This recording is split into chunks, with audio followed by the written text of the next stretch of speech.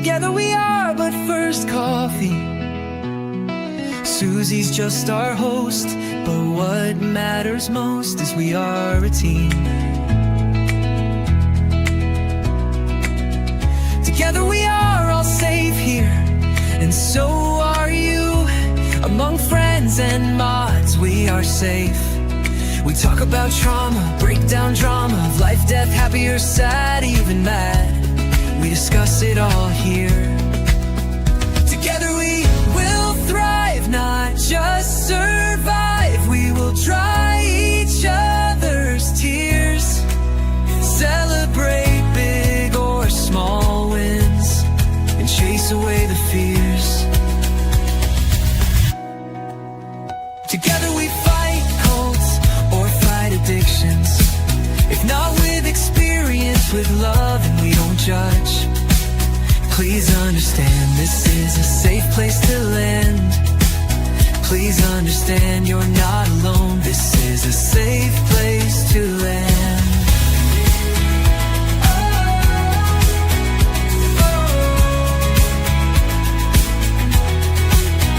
Together we thrive, not just survive. We will dry each other's tears, celebrate big or small wins, and chase away the fears. Because we are but first coffee, and Susie welcomes us all here.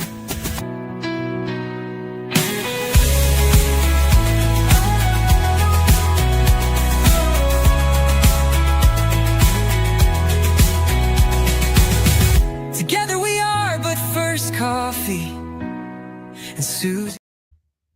Hey, it's good to see you. Boy, I tell you what, I am so sorry that we're running late, but it has been quite the deal. I was supposed to have 4 guests tonight, and I'm gonna have 1, but she is great. It's Amy Lauzon, which is John's wife, that was here to talk to us about her daughter, um, being on the spectrum and everything the other night. Well, she's gonna be back tonight to talk to us about addiction.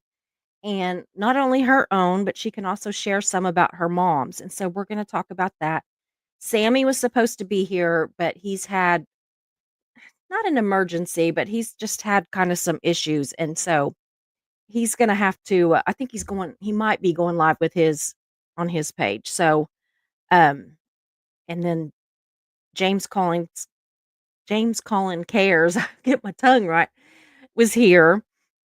And I sent him over to Sammy's to help him. So, you all know that Sammy's one of my very best friends in the whole world, and so I we take care of each other. We all take care of each other. That's what communities do. And so if Sammy needs help, we're gonna, send some people over there. If any of you think that you need, when he goes live, if you wanna go over there, feel free to go. It won't upset me at all. Of course, I want you to stay here, but if not, it's fine. You can do what you need to do. But he's fine, there's no emergency or anything, it's just some, personal issues that he's having, and so, um, anyway, just some prayers for him. If y'all could put some threes in the chat for him, I would appreciate it. He is struggling at the moment, not with addiction, not with anything like that, just struggling. So, anyway, if it was anything really bad, I'd tell you, but it's not my story, so I'm not. So anyway, if y'all wanna put some threes in the chat for Sammy, and, Mischief is not here. She's still visiting her daughter, which is amazing. She never takes any time for herself, and so yeah. So, oh, he's messaging me, so he's not good with technology. He is so good with all this computer stuff, but texting and emailing, the poor guy, he's not good at it. So, anyway, yeah, he's getting ready to go live. But anyway, so Mischief is not here tonight, and then John may be here in a little bit. He's running late. We knew he was going to. He's having a kind of a he's reconnecting with a friend that he hasn't seen in years, so that is great, right? And so we really ugh, anyway, he's great. But, um I don't even know what I was gonna say. But anyway, so, uh, Marilee is here, and she is putting a few questions in the chat here and there, and I'm gonna try to go down through here and, uh, and star some as we're going along, but y'all please just bear with us tonight. It was one of those nights that if it could go wrong, it did. So, I shouldn't say that. Knock on wood, nothing else goes wrong, right? So, anyway, I'm gonna check in with the chat, and then we are going to get started. How is that? So, oops, wrong button. Susie, I'm sitting crooked is my problem, and so I'm hitting the wrong part of the mouse. Oh, goodness. So, yeah, there is a trigger warning tonight, y'all, because when we are talking about real life issues, that's a lot of, that can be very triggering for some people. And we will be talking about addiction and addiction stories. And so we will be using terms that can be very bothersome to some people. So just keep that in mind. And if this is not a good night to be here, then we absolutely understand and we want you to take care of yourself. Marilee, thank you so much. We will work on that tomorrow and figure out how to get you in the I don't know why it was doing that with getting you into the back office because you should not have to pay. I mean, there is actually a free deal of StreamYard, so I don't know what was going on, but StreamYard's weird, so we'll get with you and me and John or you and me and Mischief, and we'll figure it out. So, that was another thing. Marilee was gonna be in the back, and she couldn't get in there. I mean, it added her, but it's not it's I don't even know what's going on, to be perfectly honest. I'm not good with technology either, y'all. David, it is so good to see you. Thank you for being a member. Always love seeing you. Yes, Marilee asked the first question. I gave her quite a list. I don't know, 6 or 8 questions, probably 9, something like that. One of the questions is, do you think addiction is more about choice or more about brain chemistry? And that's something that we're gonna talk about, and we're gonna talk about it from all angles too. Plus, just we're gonna learn Amy's story. So, and then we will have James Collins and Sammy back on in just a few days. I promise they will be back. It's just that tonight kind of uh, was a cluster, you know what, y'all. It just all at once. So nobody's, I'm not mad at him. So don't think I'm upset because I'm not. I'm just real worried. Joel, good to see you. Very good to see you. Hello, as always. Always good to see Joel. Yeah, she's starting off with a few questions. Hey, Darcy's good to see you. Yeah, Joel says that he thinks it can be brain chemicals. Absolutely. I think so too. Combination of both, David says, varying degrees in each individual. I think that that's true. I think that it can be different for different people. I uh I have been studying on this for like 3 weeks, and I don't know that I know a lot more than I did when I started, but I don't know that I know anything for sure. So we shall see. This mic drives me nuts. I don't know. I can't find a good place for it. Okay. Just a quiet, peaceful dance. Joe McCoy wasn't it a beautiful day in Colorado? Yeah. I've got a friend actually that I went to high school. And I'm trying to think if he still lives in Colorado and if he lived in Denver or where he lived. But do you know that it's so strange? Because we went to high school together out in California, and he ended up in the newspaper business too there in Colorado. So it's just strange, that we both ended up in the newspaper business, and that wasn't like on the it wasn't on our bingo cards basically. So yes, it was a beautiful day here too. It was gorgeous. It is still 83 and it's after 8 o'clock, so it was pretty warm. I will probably be getting in the pool this weekend for my birthday. They're gonna take me out to eat, but I really just wanna stay home and maybe grill some burgers and get in the pool, but I don't know. I might talk to him tomorrow. Stacia Flonase is here, said, "I did a lot of mowing today and I'm feeling tired. I'll do my best to stay up." Oh, I'm sorry. Yeah. Yeah, my son-in-law mowed all weekend. He mowed their place and my Aunt Mary's, the one that her son just passed, and hers is huge. Her yard is huge, and so he's kinda taken over the mowing that my cousin used to do, so anyway, I don't know, and I'm waiting to hear about my other cousin who is supposed to be gonna have open heart surgery. Yeah, and if something happens to him, I don't know what I'm gonna do. I love him, I love them all, but me and Mike have always just been so close. I adore him. So Stacia says, "So far, I've heard trends to be the same from one addict to another." Yeah. Okay. I'm so confused about the whole thing. I really don't know what to believe about the whether it's yeah, it's confusing. We're going to go into it tonight, so maybe we'll figure some stuff out. So, um I'm gonna go down through here. If I don't speak to you right now or read your question right now, it's just because I'm marking them, and I'll come back to them and read them in a little bit, but I am going to do that. Ooh, yum. Hot chocolate. So, anyway, so I hope you all have had a good day. I really do. I really hope you have. I've had a great day. I just rested and I went over to my daughter, to her a little bit, and just a great day. So, anyway, I'm just about done with some of these that I'm gonna Hey, Ben Bacon Bits, good to see you back. I hope you're feeling better. Hey, John, I know you're welding right now, but I was gonna have you come on, but Amy said you were at work, so anyway, Incarnasol is here. Good to see you. Yeah, I see some threes now. Thank you guys. Thank you so much. Darcy's, Kristen M, Jeannie Wright, Marilee, rocking it out for life, Kim. Yeah, guys, thank you. Yeah. Yeah, I'm stuck with you, Mayor. I hope so. You better not go anywhere.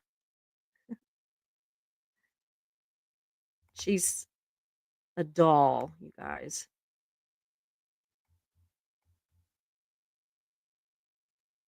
Okay. Almost there. I'm almost at the bottom. I'm just trying to get these marked real quick and then we are going to get started. See, I just really depend on my my mods in the background. Uh, Um, oh god, if you hadn't asked me, I could tell you right off the bat. I will get it. Um, I always want to oh gosh. I'll get it before the night's over because I'm thinking of the other one that I just talked to a couple of days ago and it's not him. So I will get it to you. I will if I don't get it before the end of the night, I will get it to you.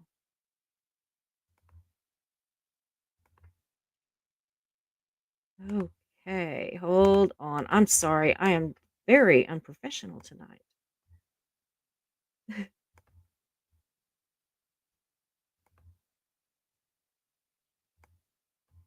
And again, if I missed your comments, it's not that I didn't think they were good, it's that I missed them.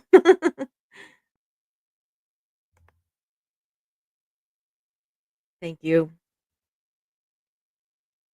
Dar too. I like that name too. Thank you very much. Yeah, no one quits anything until they want to. That is true. Okay, I think I hit the bottom, so now I can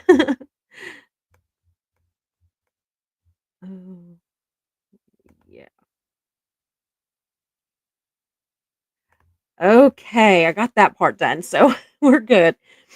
Uh, I will mark some more while Amy's doing some of her talking in a little bit, but right now I'm gonna just start out with my little intro, and then we're gonna bring Amy on. How does that sound?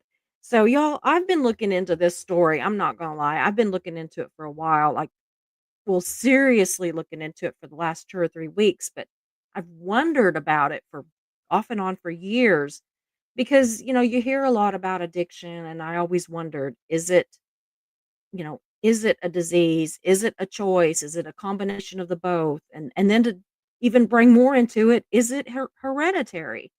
So I finally just did a really deep dive, and so now I'm kind of a little bit more confused than I was when I started, to be perfectly honest. But yeah, I'm always looking into everything. It doesn't matter what it is. I'm just like a curious person. Mark and I can be going to town and we'll be talking about something and I'll be like, I'll look it up. So I'll just like get my phone out and start looking it up. But this one has really been something that has made me wonder a lot. So June is Men's Mental Health Month. But ladies, don't you worry. We're going to be adding you in on this discussion tonight too. In fact, I have an entire section that is devoted straight to the women in this audience. So you're not getting left out. It's just that we are going to focus, or we were going to focus a little bit on the men because it's Men's Mental Health Month. But again, don't forget about the trigger warning and all that, please. Now, everybody just sit back and let's meet tonight's guest. You've already met her if you were here just a few nights ago when she was talking about her amazing daughter. So here she is. We're going to bring Amy to the stage. Hello. Hello. Can you hear me Good okay? to have you back. Yeah, you sound great. You sound as far to me anyway. So Okay. it sounds great. So I bet you've been busy, haven't you, the last few days with that beautiful daughter? Yes. Yeah, she keeps us on our toes, that's for sure. Mhm, and you started a a YouTube channel too. My mind went blank on what you started. Yeah, I did. Well, do you know what? After being on your show, like it was a bit inspirational, and I thought I'll give it a shot. John's mentioned it before, that I should try it. That's Yeah. as autism is my path and my passion. Just you know, give it a shot, and I thought I need to come up with a good name, a good handle, a good name for the channel. And once I did that, then the Yeah. rest is Yeah. history, I guess. So have you I watched the other day you had put up a couple of things and everything. Have you been putting up more stuff? Because I haven't been online at all the last couple of days No, other no, than because this. I don't. I'm so new at it still. I'm not sure. Like I'm comfortable with social media, and I'm even new to social media, new-ish. I've only had Uh-huh. Instagram and Facebook for maybe 3 years now.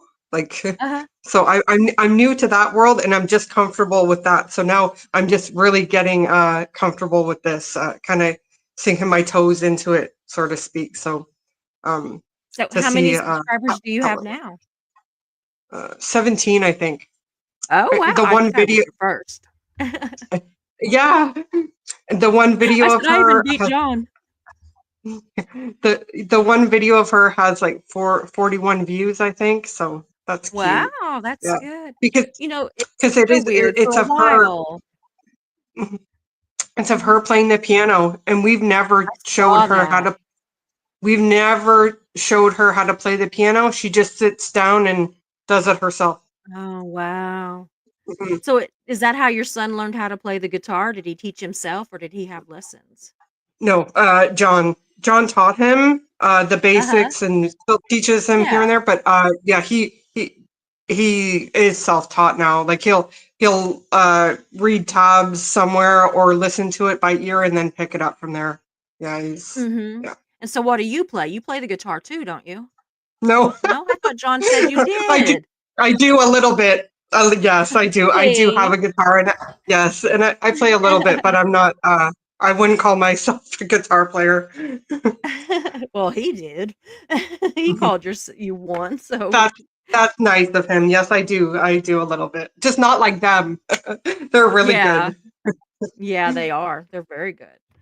Hmm. So, anyway, what I wanted to do is, in case you all didn't hear me or weren't here whenever I said it, Amy is the wife of John, who is in our chat all the time. He's in here today. About time, Susie. Get her to work. Yeah, that's what he's saying. It's about time, Susie. Get her to work. He's kind of a smart aleck. So, anyway, I think she must be a saint because she puts up with him. but she's also the Everyone full-time says that. Yeah. caregiver. Yeah. She's also the full-time caregiver of their beautiful daughter, and so her name is Kaylee, right? It's Kaylee? Yeah. Yeah, Yeah. yeah. I thought so, and then I thought, "Oh, if I get this wrong, I'm gonna look stupid," but I've been talking to her to my kids and stuff, and I'll be like, "And her name is Kaylee, and she's so cute, and look at her pictures," you know? And then I thought, Oh. "Oh god, I'm gonna get this name wrong." She's precious. She's Mm-hmm. adorable. But so anyway, uh, just kind of tell the chat a little bit because I don't know either. I don't know really your story, not all of it. I know parts of it, but Mm-hmm. tell the chat your story with addiction, where it started, how it started, and you also said that your mom was an addict. So there, Mm-hmm. potentially could be that little bit of, the hereditary issue there too. And we'll talk about all that more after, but I want to hear your story a little bit first. Okay, you want to hear that my first, because yeah, I do have lots of thoughts Yeah. on that. And I Yeah. know we've touched on that before, how we both have that kind of fascination with the brain and Yeah. diving into Yeah. stuff like that because I do too. Mhm. Um, Yeah, but I just wanna kinda hear your story, and then we'll go into all yeah, what the profession what sure. the I'll smarty I'll pants do people kind of say. a nutshell. I'll do kind of a Okay, nutshell kind of story if I can. I don't want to okay, that's fine. um, be forever here. Um, so yeah, I did start using and drinking at a very early age. Maybe uh, the very first time I ever got drunk was I was only 8 years old at my nana's Oh, wedding. wow. My Oh, my wow. yeah, my cousins thought it would be funny to get me drunk, but even before that, just the lure of it, like seeing people drinking or partying, I kind of always wanted it. It was like a something that Yeah, I was always attracted to it. It was always kind of attracted yeah. me, even from a very young age. It was in my mind like, oh, that's something that I would like to do. I'd like to try. So Mhm. eight eight was the very first time that I ever Oh, wow. felt what alcohol felt like, and it was kind of like, hey, that awoke maybe Yeah. the addict inside Amy, um, Mhm. or just having that feeling that alcohol gives you. That I wanted it. I knew I would have wanted that again. Even at that age, I remember having that feeling. Um, Wow, so that's so flash young. forward, flash forward a I was couple about years. I was probably Mhm. about 8 or 9 the first time that I had alcohol, but nobody knew.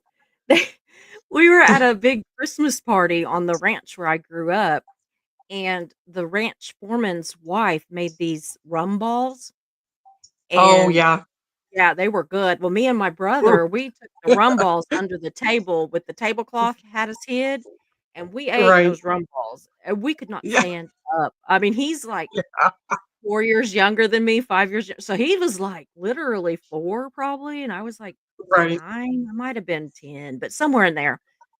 We were so drunk. We went to sleep in the car on the way home with the truck, and we literally slept, like, most of the next day. My mom was just like, "What in the world?" She was What? scared. My dad was like, "They'll Yeah, sleep, they'll be fine."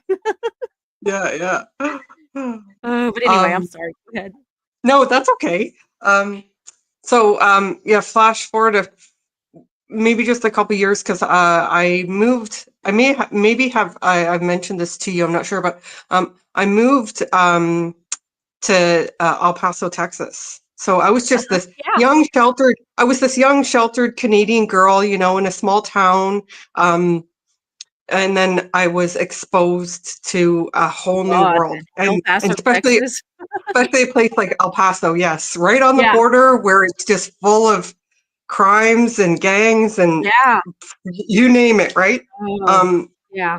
so that's where my next encounters with alcohol were. My sister was Mhm. hanging out with kids in gangs, and I went along with her, and we would go, to house parties, and I was only 9, 10, 11, drinking with these kids in gangs. So that Oh, very young wow. again.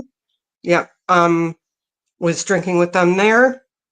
And then Mm. I think that also just started fueling um, more of that wanting to drink again. And also at that time, my parents had divorced, and a lot of a lot of turmoil and stuff had happened while we were there. So Mhm. that also, Mm. me wanting to cover, drink to cover the pain, drink to cover, Yeah. trauma and things that happen. Like coping mechanisms, even at a young child, like it's almost like you're born with that. Like you you go through something bad, or something bad happens to you, and Mhm. you turn to whatever it is. You turn to alcohol, drugs, smoking, whatever it is. Even at a young age, you turn to certain coping mechanisms to deal with it, and alcohol was my drug of choice at that time. Mm. And I only lived in Texas for a few years, 3 years, and I came home to Canada, and my alcohol use continued, like, rapidly, badly, badly, badly. I was Mhm. drinking all the time, um, from the age, like, 12 to, I sobered up at 19, so I sobered up young, but from 12 to 19, like, it was drinking alcoholically to points where, I was always blacking out, um, Mhm. lying, cheating, stealing, whatever I could do to get the alcohol. Like, it was a bad addiction that had me, and it also took me to bad places where, um, Yeah. at one point, I, I had alcohol poisoning.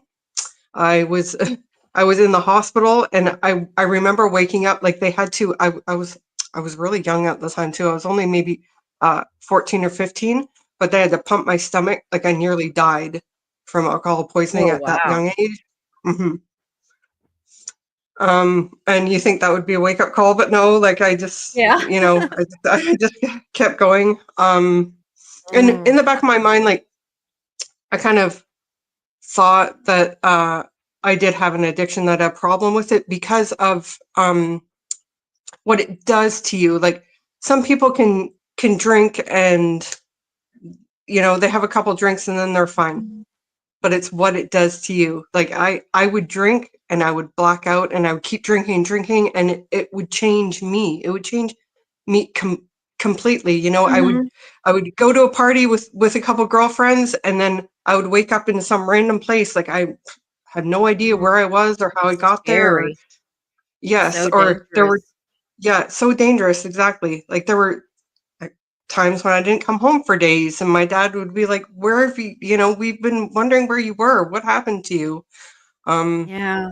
so my teenage years just kind of looked like that. There were, looking back on it, yeah, there were some fun times here and there, but a lot of it was just, I was all about me, myself, and I, and when can I get my next drink? And then, of Yeah. course, mixed into that was, I smoked pot every day. Like, I was a heavy, heavy Yeah. pot user. And then in between that too, I was doing a lot of acid, mushrooms, and near the end of my alcohol use, like, before I went into AA, I was a lot into like ecstasy, like taking a lot of pills. So Yeah. it just progressed, like, the addiction just progressed and progressed further and further, like, down the rabbit hole, down the rabbit hole. Um, Yeah. so Wow. uh, eventually, I did try. Uh, there was it wasn't a rehab. I forgot what it was. It was like uh, I forget what it was. I tried a couple therapy places, anyways, throughout those years, because my parents, they wanted to get me help. Anyway, Yeah. nothing worked, because what really needs to happen is the person themselves, whoever is the addict, Yes. they need to stop themselves. Like, when they're Yeah. ready, then they're ready, kind of thing. Like, you can never Yeah. force someone to be sober. Like, when their time is up, then their time is finally up. Yeah. So, Yeah. That's um, kind of what I think too. I think so too. yeah, like, you Just cannot from the force, people no that I've matter, been around. yeah, no matter how much you want a person to stop the drug, the drink, whatever, you can't force someone. They have to be ready on their own time and terms. And even though I was so young, I was ready at 19. I I went to AA. My Wow. mom had friends in the program because of her own drug past and everything. Um, she Mhm. had friends in the program and hooked me up with my first meeting, and I I stuck to it. Like that's where I kind of found my new family and my friends, and eventually I met John, and the Yeah. rest is a miracle, really. Like after my first month of being in AA, I went to a mental institution here, not far from here. It's one of the best on this side of Canada. I stayed a maybe 4 or 5 months in a mental ward, because once I sobered up, it's like my brain finally had time to decompress of like all, because I was drinking from like 11 to 19, like, so it's like Wow. I finally got all that stuff out of my brain, and what was left, Amy, was just crazy. Like I was And just not myself. those are very formative years, and you Mhm. were drinking alcohol and, And doing whatever else drugs. I was packing on it, like, it was just Yeah. it was a mess. Like, sober Amy, right at the beginning, I was a mess. Like, I was Oh, I bouncing bet. off the walls. I couldn't, like, I was just it was a nightmare. So I went to this mental institution for a while, which did wonders for me, and that's where Good. I got properly diagnosed with bipolar in there. Uh-huh. And since then, I've been on like the same bipolar meds too. Um, for it's Oh. been like almost 22 years. I've been on the same Can you imagine bipolar med. really just thinking about how the alcohol had to be affecting your bipolar, though? I mean, Yeah, not only were you dealing with alcohol or drugs, but on top of it, they were affecting your actual mental condition, your actual yeah. bipolar issues. Oh So yeah. you were a hot mess, girl. Yeah. Yeah. Well, also because when I was younger, they thought I had OCD, which I still think I have OCD, but I was given OCD meds when I was younger. So I was Mhm. mixing that with alcohol, Oh, or when yeah. I wanted to drink a lot, I wouldn't take the OCD meds, and it was Oh, just a mess. Like, so yeah, yeah. I probably really messed up my brain. Now I know it's probably looks a lot Mhm. better now from what it Oh, did, yeah. but yeah. Yeah. The So brain now is absolutely mhm. amazing. We don't think of it as being able to heal itself, but it does. Yeah. My oldest daughter, she had, mothball poisoning just from the smell. She didn't eat them or anything. She was 6, and she Oh had my. mothball poisoning. Yeah, and Yeah. she had a seizure and just about died. Like, they gave her a 5% chance of living. And they said that Wow. if she lived, that she would probably be in a vegetated state, that, we weren't getting her back, she wasn't gonna be Oh, back. And they showed us all the scans of her brain and all this damage that was done to it and everything, and she was in a coma for 5.5 days. Well, when she came out of the wow. coma, she was fine, and they did another scan, and her brain was healing itself, and they did another Mhm. scan a few days later, and it had healed itself more, and then a couple months later, it had healed itself more. She has a little bit of trouble with short-term memory now, but Right. that's it. I mean, from she's going to be in a vegetative state, to Yeah. she's got, her master's degree. She's, like, very smart, very good. She's homeschooling their Wow. kids. You know, she's got her kids, her husband, she's very happy and Yeah. healthy, and other than she's got lupus, but anyway, but it is Oh, amazing, so I wonder, like, the trouble or yeah. the damage that the drinking was doing to your brain, especially because you were at Yeah. such a young age, that Yes. now it's fixing itself, and so that's amazing. Yeah. Have, They have you say ever it's heard of never too Dr. late. Have you ever heard of Dr. Amen? Uh-uh. No, No, I haven't. he does scans of brains. So he's one of the top brain doctors. So I love that guy. He Yeah. sees the brain. He sees the brain as just like any other organ, but we tend to ignore the brain for some reason. Like Mhm. if you go to the doctor and say, "Hey, my elbow hurts or something," they're going to scan Yeah. your elbow, but they're not going to scan your brain. I don't like. We need Yeah. to have more of that so we can see what's going on inside the brain, because you can see autism and ADHD and bipolar. You can all see it by a brain scan, but it's Yeah. just not It's just not people yeah, are it's not just the no, norm. It's not just like what no, everybody it's not. does. Mm-mm. So anyway, okay, just go ahead. Go on with your story. Well, So like so I was where was I? It was I yeah, was that you in had I met John and we're in AA, and I don't he attends AA meetings still. But Mhm. I'm because of Kaylee, I Yeah. don't attend. But I do like I have my program is my higher power. Like when Mhm. I did go to church when I was younger, but I always say that I lost Jesus, he didn't lose me. And then I'm Yeah. like born again, kind of like how Sam, he says he's born again. He says that often. I'm kind of the same kind of thing. I'm Yeah. born again.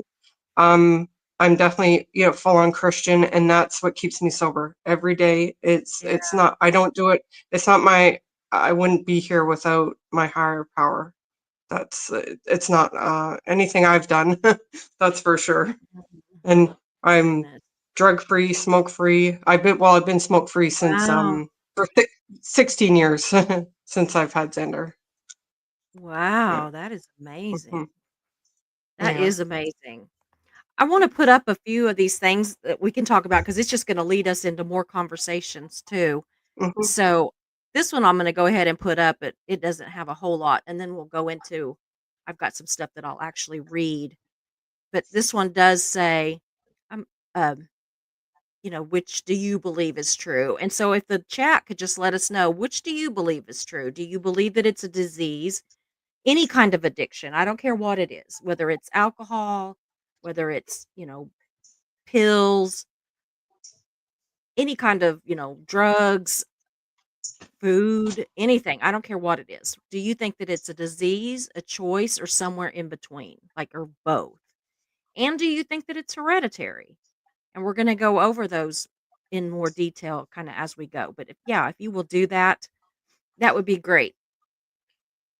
So, and you would be amazed at some of the, people have definitely got their beliefs on it. Like some that believe that it's a disease are furious if you say it's a choice, and some that believe it's a choice are furious if you say it's a disease. So, I tend to think that it's kind of in between. I think that it can be both. And I think Right. that heredity can have a part in it too. And Hmm. the thing is you can have 3 doctors in here that are absolutely, the authorities on addiction, and they may have 3 completely different opinions. And I mean, who's to say which one's right, which one's wrong, or maybe they're all right, you know? It's just Right. that, you know but anyway, so I'm gonna bring something up here.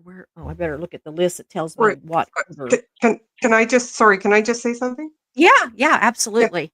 Um.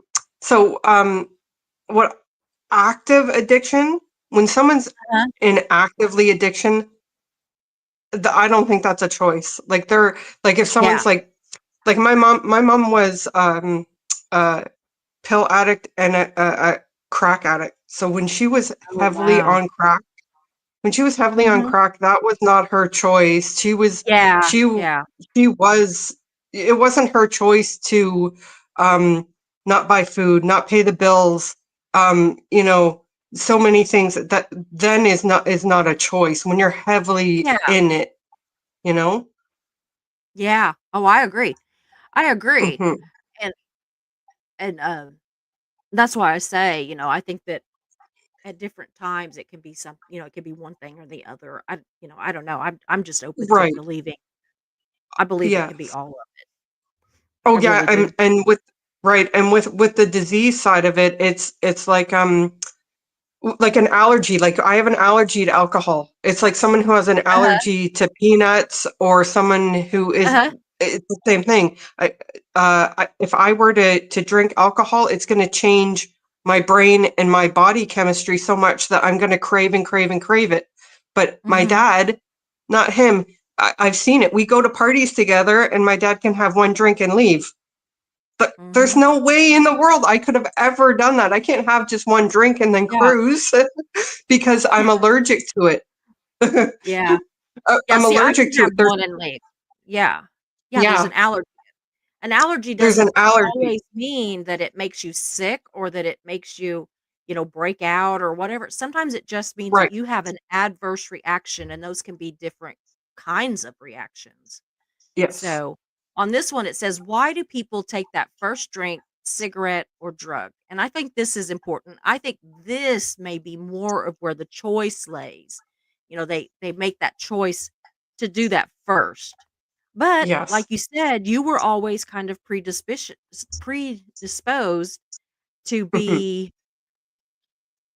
interested in it because I mean, a lot of kids, they don't ever think about alcohol when they're children, but you Mm-mm. already were. So I think that that is definitely where it's saying to me that there was something in your brain, whether it be a hereditary situation or what, but Yeah, something was making you be more predisposed to it. that's right. So That's it right. And says, yeah. yeah, it says top psychological and social reasons, men and women, for why they take this first drink or this first cigarette or this first drug. Curiosity or experimentation. That's a lot of people. Absolutely. Just especially common in youth. I just wanted to try it once. Some people try it once and never try it again. Some people try it once and, do it a little bit, but never get, any kind of addicted to it. And then other people try it once and they're automatically addicted to it. They Hmm. chase that from then on for whatever reason, for, Hmm. whatever the reason is. So, another reason is peer pressure, social bonding. Everyone else was doing it. Normalization in social groups can heavily influence that very first use. And I believe that too.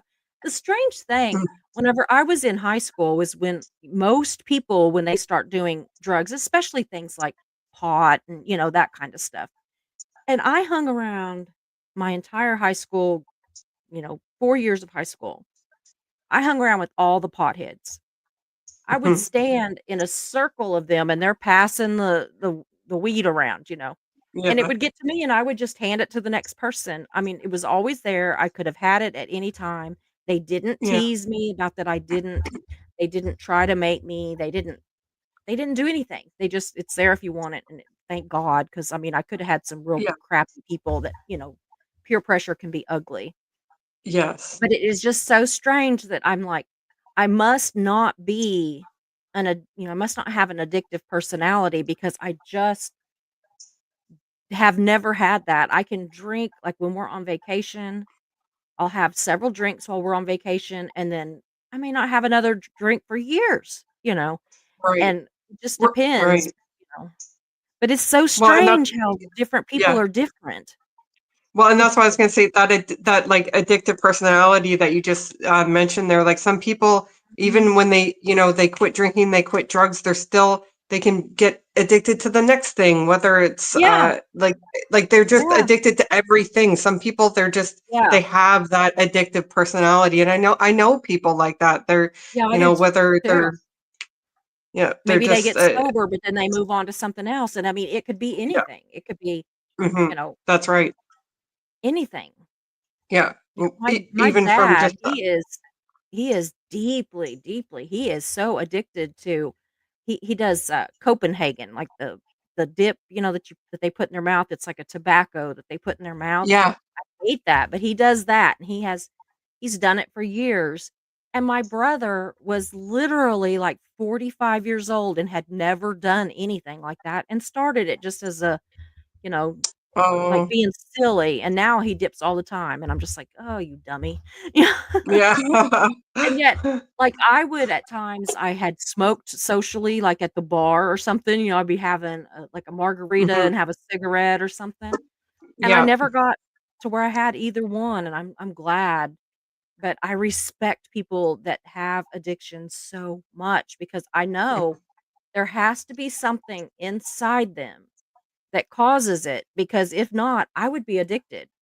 I mean, if it was just from use, I would be addicted to probably cigarettes and to alcohol and weed, because now I do smoke weed some now, but, very rarely, but I do. I was Yeah. like, man, I was like 55 before I ever smoked a joint. Oh, that's A late bloomer. that's awesome. Yeah. So anyways, on and you're a little bit more stress relief, coping mechanisms. Yeah, a lot of people, Yeah. they do, that first drink or even a cigarette or something.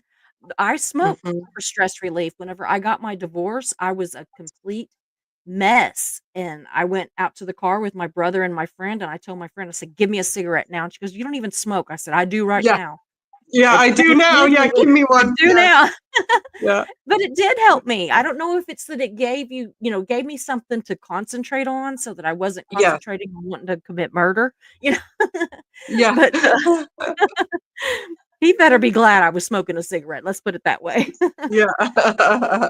But, yeah, it's just so strange. Okay, so number 4 is trauma or abuse history. If they've had a childhood neglect, physical or sexual abuse, and they strongly correlate with substance use initiation, Mhm. and I hear that a lot.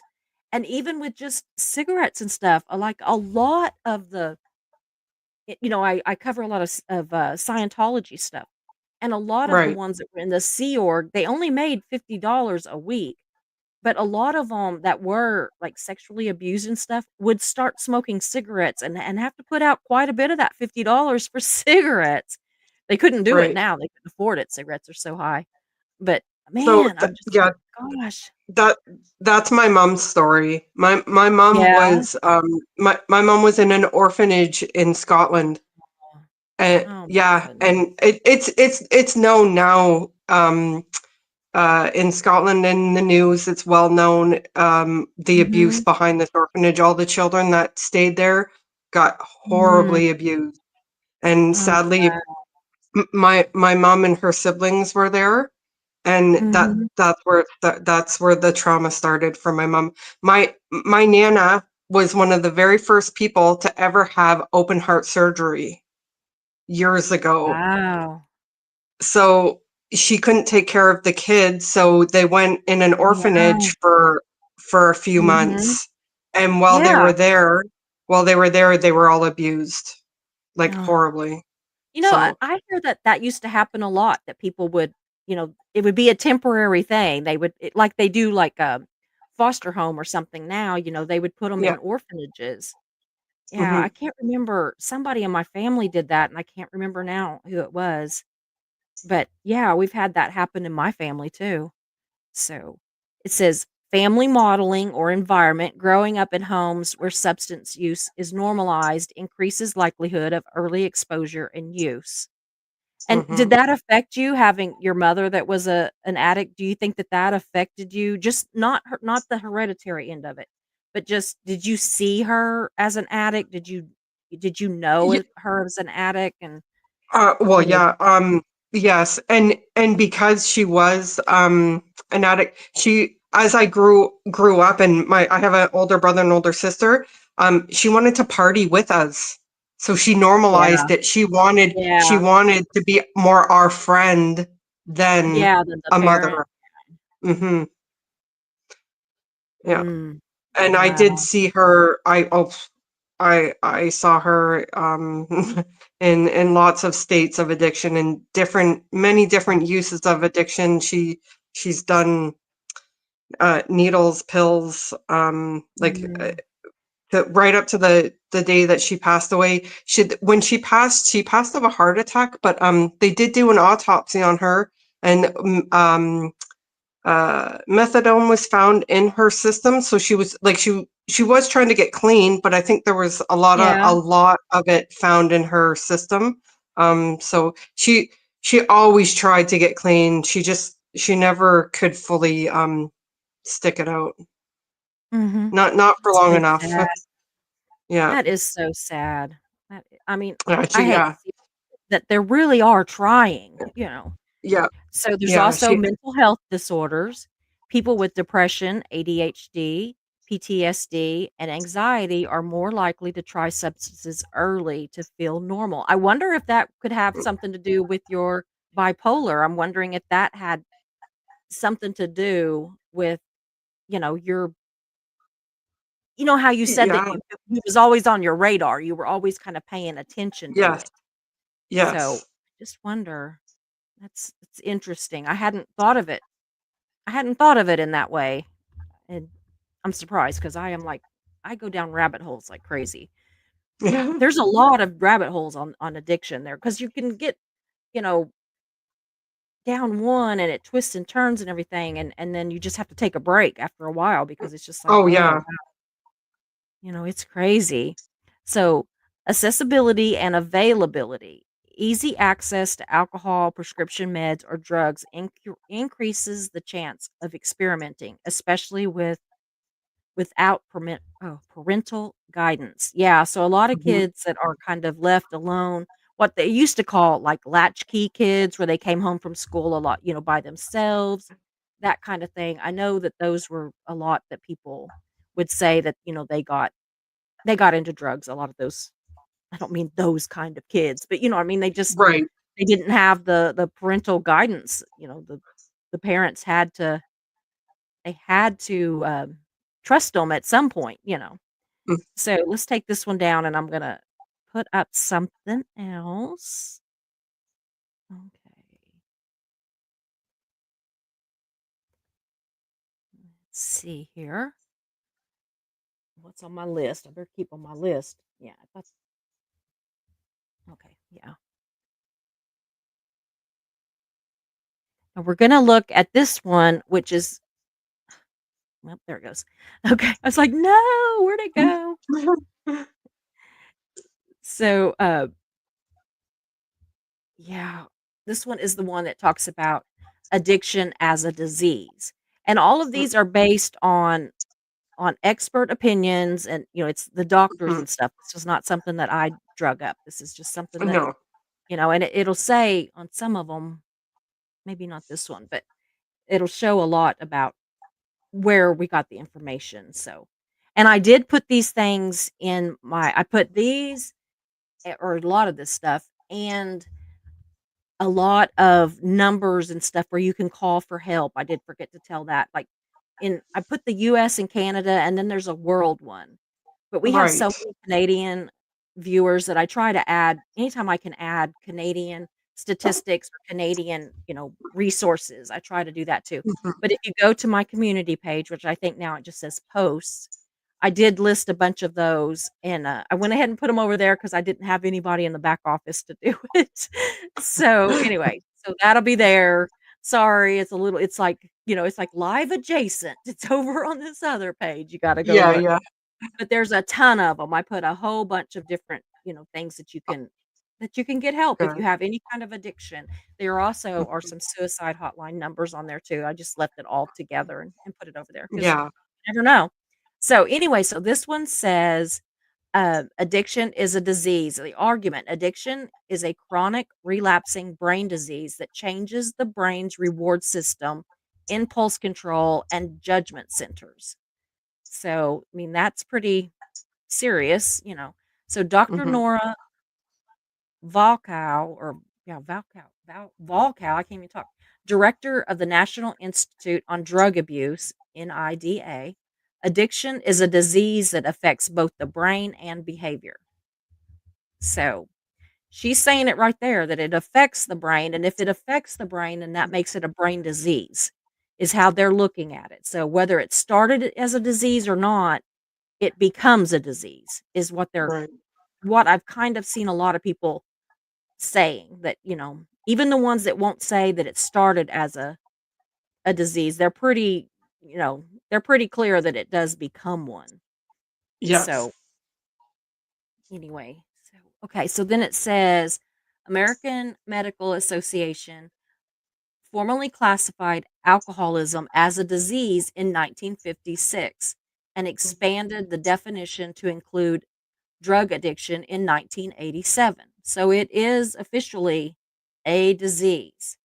So alcohol and drug addiction. So American Society of Addiction Medicine says addiction is a primary chronic disease of the brain, reward, motivation, memory, and related circulatory. So it's kind of like, you know how they say that once you learn how to do like ride a bicycle, okay? Like once you learn how to ride a bicycle, that you'll always know how to ride a bicycle. You might not be great at it and you need to practice again, but it's muscle Mhm. memory. And so that's kind of Yeah. what they're saying about the brain, that it affects the memory side of it, that it is like a muscle memory that, it Mhm. your brain like thinks you're supposed to be drunk or high.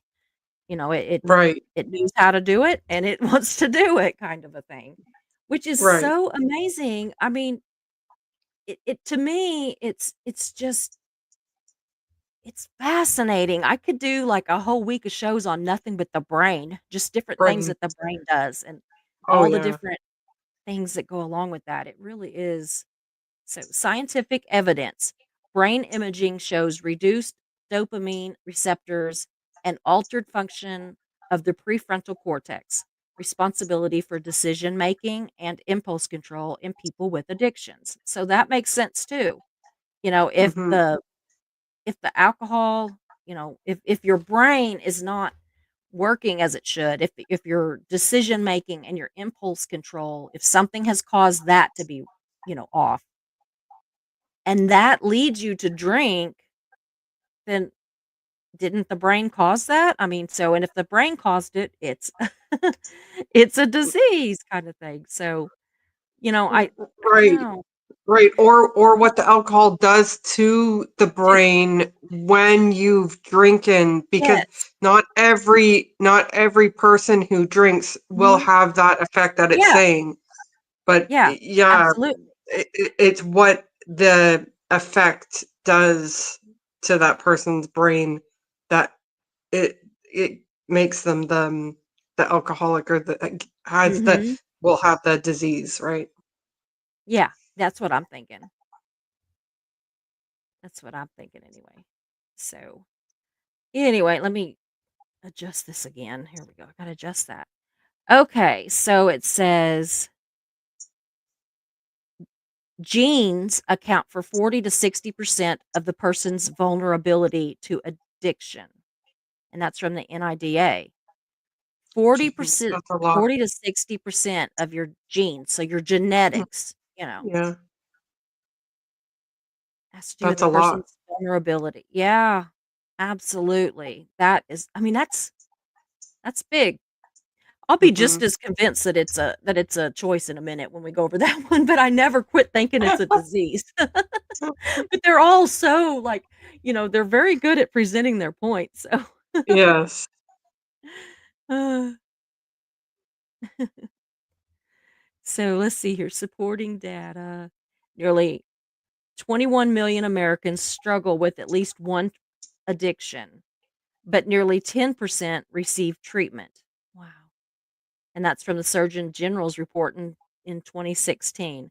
Chronically Chronic relapse rates for addiction are comparable to other chronic diseases like asthma and hypertension, 40 to 60%. Sorry, Wow. what was that? It, Yeah, chronic relapse to an yeah. addiction is Mhm. comparable to chronic diseases like asthma and hypertension, which is Oh, 40 to 60%. wow. So 40 to 60% of addicts will have chronic relapses, and Yes. that's what happens with hypertension and asthma and all that too. Because like hypertension, you can lose weight or whatever and get your blood pressure down, but then Mhm. if you eat again, your blood pressure is gonna go up, and Right. so it's the same kind of thing, really. Wow, that was big to me. I don't know. A lot of this has been very, like, eye-opening. Yeah. I've read it earlier, but you know how you read it, but then when you actually sit down and you're, like, really thinking about it as you're reading it, it's Right. even more Well, sometimes powerful. reading it out loud too, you're reading it out loud, so you're getting it in, right? Yeah. Yeah, you're No, getting that it even that was more. really interesting.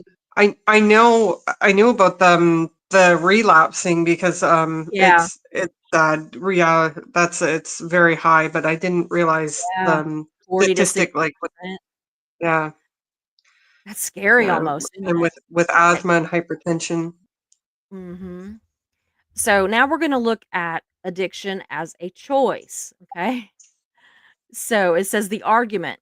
Addiction is a series of bad choices, not a medical condition. Now remember, these are people that absolutely believe that it and they're, they're experts that believe that it is Okay. a choice. So, this is not me. Don't get Mhm. mad at me. Yeah, no, I All of you out there. know. Everybody out there that thinks that it thinks that it is a disease, I kinda think it is too, and I think that it can maybe be a choice in the beginning. And I think that sometimes people with a disease make a bad choice, you know? Mm, But I also think that a disease can lead you to make bad choices. So, there's my 2 cents or more like 25 cents. I put a lot in there. So, anyway, it says addiction is a series of bad choices, not a medical condition. People are not powerless. They can choose to stop. Yeah. So, I mean, I think that you can, but I think that it can be very hard for people that maybe it is their brain, that maybe it is a disease. Maybe some people it is just a choice that they've chosen and then they've gotten so used to it that they're addicted. But maybe other people have problems that are their brain that is causing it. So maybe both could be right. It could be one of those two things could be right at the same time. So I Or don't know. a lot of times what happens is someone's life is going fine. Maybe they get in an accident and they're given prescription pills. And then all of a sudden this underlying trauma that's been Yeah. there their whole life, then all of a Mhm. sudden this person is an addict and then their life becomes a shit show. Like Mhm. it happens. And that It does is a not a lot. choice. Yes. Yeah. That It is happens not a a lot. choice for that No, person. I don't Yeah. think so either. But I mean, honestly, the majority of the people that I know of that are addicted to pills are addicted to pain pills, and it is because of an injury. And Right. I was terrified because, I went a year and a half of having a year of having weekly chemo and then 6 months of daily chemo. And was Oh, in horrible pain, horrible horrible, like, pain. I laid in bed most of that time. When I first started my channel, I would get from laying in bed to sitting up in bed. If you look at my first several videos, I'm sitting on my bed because I hurt so bad that I couldn't function, and so I was having to pop a lot of pain pills. Mhm. How I did not get addicted, it has to be this is what makes me think it has to be something internally because Internally. I was taking those pills like crazy, like 6 times a day, you know, and, And I mean, all the ones that everybody gets addicted to, mm, and in I high know because doses. my Aunt Carol, she's suffering with cancer bad right now, and she's Mhm.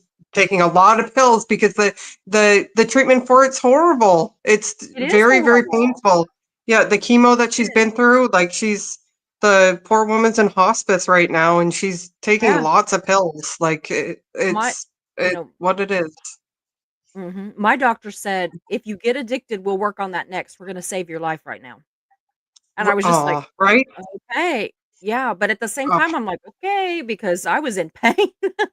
yeah, I was in serious pain, so I'm like, "Okay, she's the doctor. I guess she knows more than me." But yeah. so anyway, it says, um, Dr. Jeffrey Shaler, a psychologist and author of Addiction is a Choice. Addiction is not a disease, it's a behavior, and all behavior is a matter of choice. I tend to not agree with him. I think that there is some choice into it, but I think that Mhm. your brain is I don't know, I'm heavy in the disease thing or, that Yeah. some sort of illness thing. Okay, so key oh no, here we go. Dr. Stanton Peele or Pele, I don't know how they do it, Pele. But anyway, Yeah. psychologist and author, the disease theory of addiction is the single most harmful idea in public health today.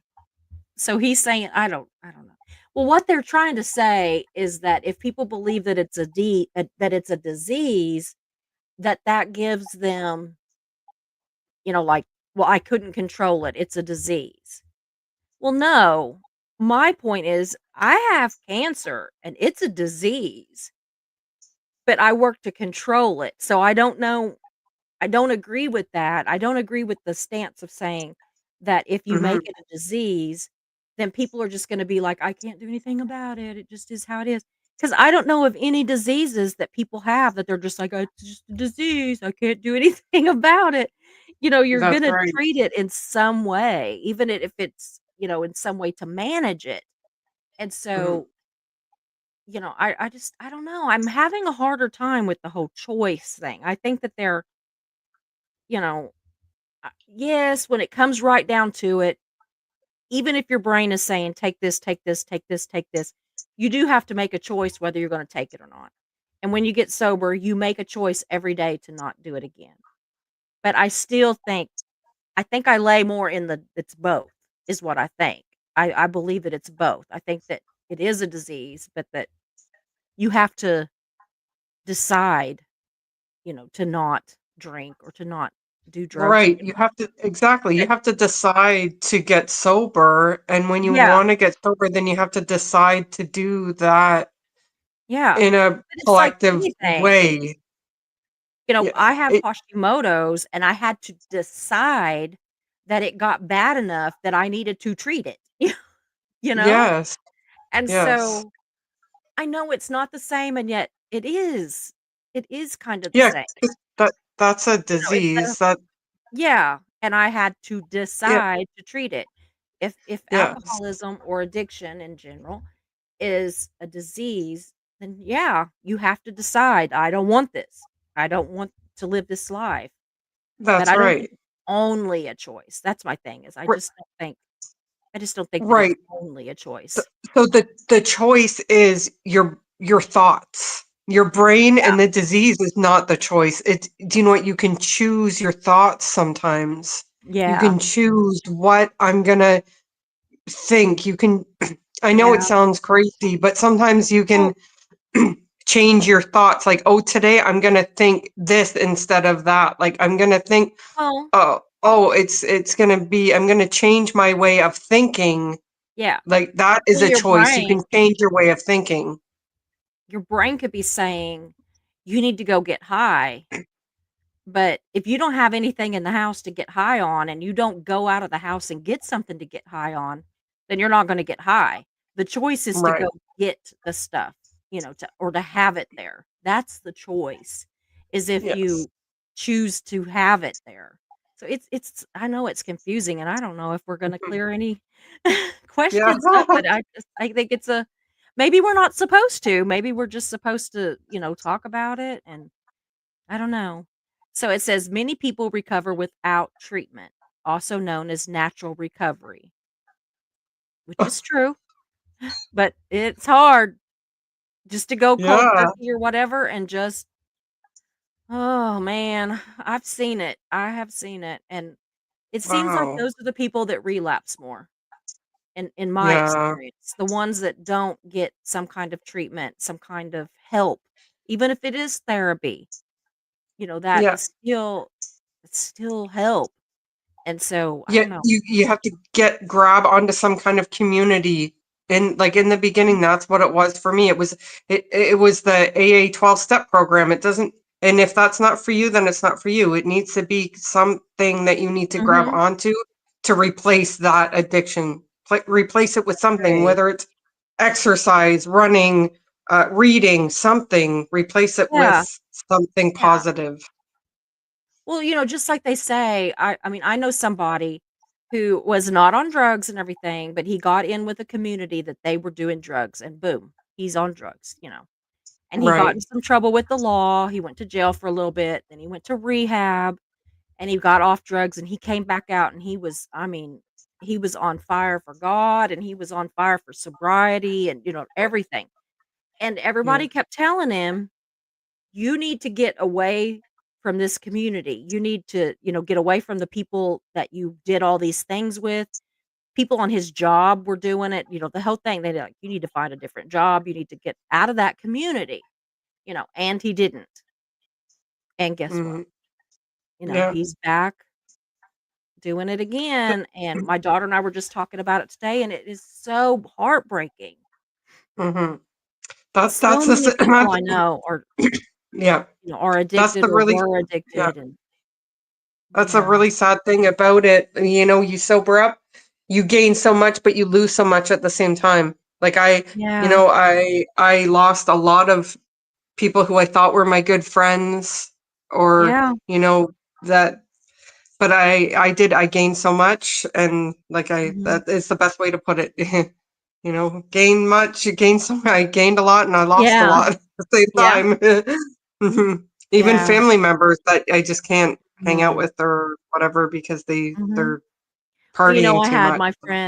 my friend Kelly was on the other day, and she was a young, adult, but she was a young woman, and her mother told her, "You either" she was living with her mom, and, she had a young son, and she said, "You either go to rehab or you're out of here, Mhm. I'm not gonna enable you anymore." So she went to rehab. She got to rehab, and the mom called up the rehab to let her know right before she was gonna get out, not to come home, that she was not welcome there anymore. And I'm like, Oh, "God, she did what you told her to she did, do." yeah. Oh, Yeah. that's heartbreaking. Yeah, and she has struggled Oh, ever since then. She's relapsed some and everything, and bless her heart, and to top it all mhm. off, she's in a wheelchair. She was actually, because her mom wouldn't let her come back there, she ended up Yeah. homeless in a wheelchair. And, I mean, Oh she's had a my. rough, rough life. Yeah, you'll have to watch that show. Mhm. It was good. It was a good one. Yeah. It's on there. You'll have to I know you're busy, but whenever you get some time, I'm I not don't that know how busy. you I have can time watch it. I am, but I am and I'm not. So it says framing addiction as a disease removes personal accountability. And that's what I was talking about, was like if you say it's a disease, and the Mm, person can be like, "Well, I can't control it." But I don't right. think that people see it as that. I think that you're still, like, just because cancer is a disease didn't mean that I wasn't accountable to fight it. I had to decide, was I taking chemo? Was I taking uh radiation? Was I having surgery? Was I doing and that's the same, I think, with addicts. Even if it is a disease, then you then have to decide, what am I going to do to fight it? And I know I keep using but that's all I've got to compare it to as Yeah, far as the that's what you disease. have. Yeah. Yeah. Yeah. And Well, and so, even a lot of addicts who they know it's a disease, they're not accountable. Like they don't want to yeah. say, "Yeah, I am an addict, and I I know I've destroyed this or I've done this," and Mhm. because that is part of the disease. They're Yeah. not they're Yeah. they believe their It's own not lies and their own necessarily. mess. Like Yeah. it's just Yeah. Oh, wow. So, okay, people with addiction often respond to consequences, suggesting they retain some degree of self-control. I don't know. So it's saying, like, that if the consequences are bad enough, that they will decide to not do the drugs, but I don't think that's so, or else I don't think that we would have people dying in the streets, or that's right. ODing in back alleys and all this. I just don't think that's right. I mean, and y'all No, have a different opinion over in the chat. Please, please talk to me about it, because I mean, I am not in any way, shape, or form an expert, and the trolls love to remind me of that. But I am not an expert, and I am just going by gut and a lot of studying.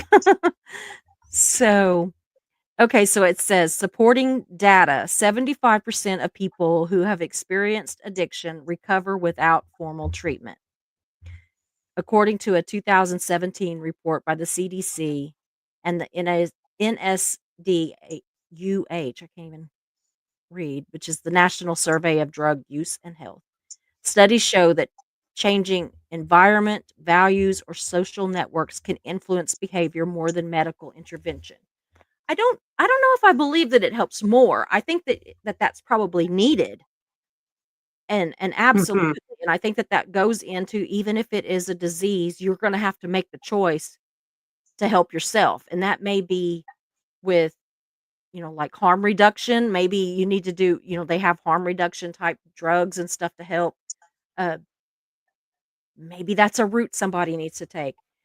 Right. Maybe moving away from triggers or people that will drag you back into it, but that's a form of managing it, you Yeah. know? I just don't think that they're mutually exclusive. I think that they can be both. I don't know. So now we're gonna look at the one that says that they can be both. I'm ready for that one because Yeah. I was Me feeling like too. I mightn't have known what was going on, and then this one, I'm like, "Pooh, I don't like this one." Yeah. I don't know. Probably. I Uh, don't think it's all about choice, and that one seemed to me like it was kind of a all or nothing, like it's either a I disease or it's thought all about choice, and I was going to say that was very direct. It was like, this is it. yeah, Like, this is it. but It's a no. choice, Yeah. it's Yeah. not open for discussion, and I don't like Yeah. that.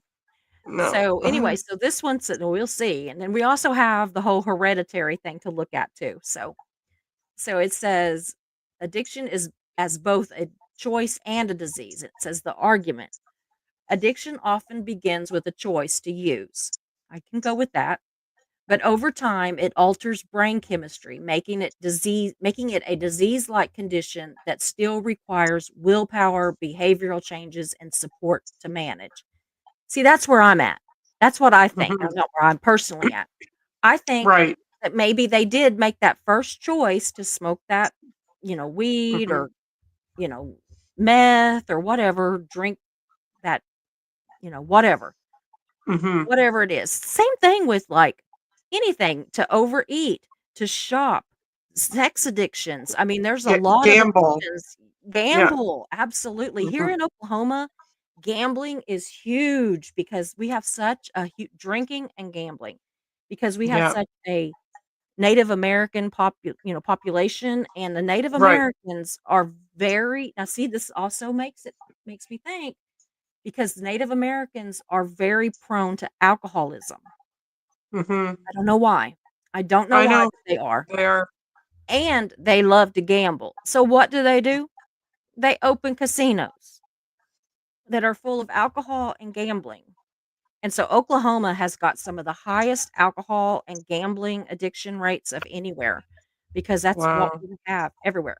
I mean, it is to the point now that even just like little gas stations will have a great big sign that says casino and they'll have one or two slot machines in there Oh and my. gayer than a casino. It is crazy, but I Yeah. do believe this. I think it does begin with a choice to use whatever it is.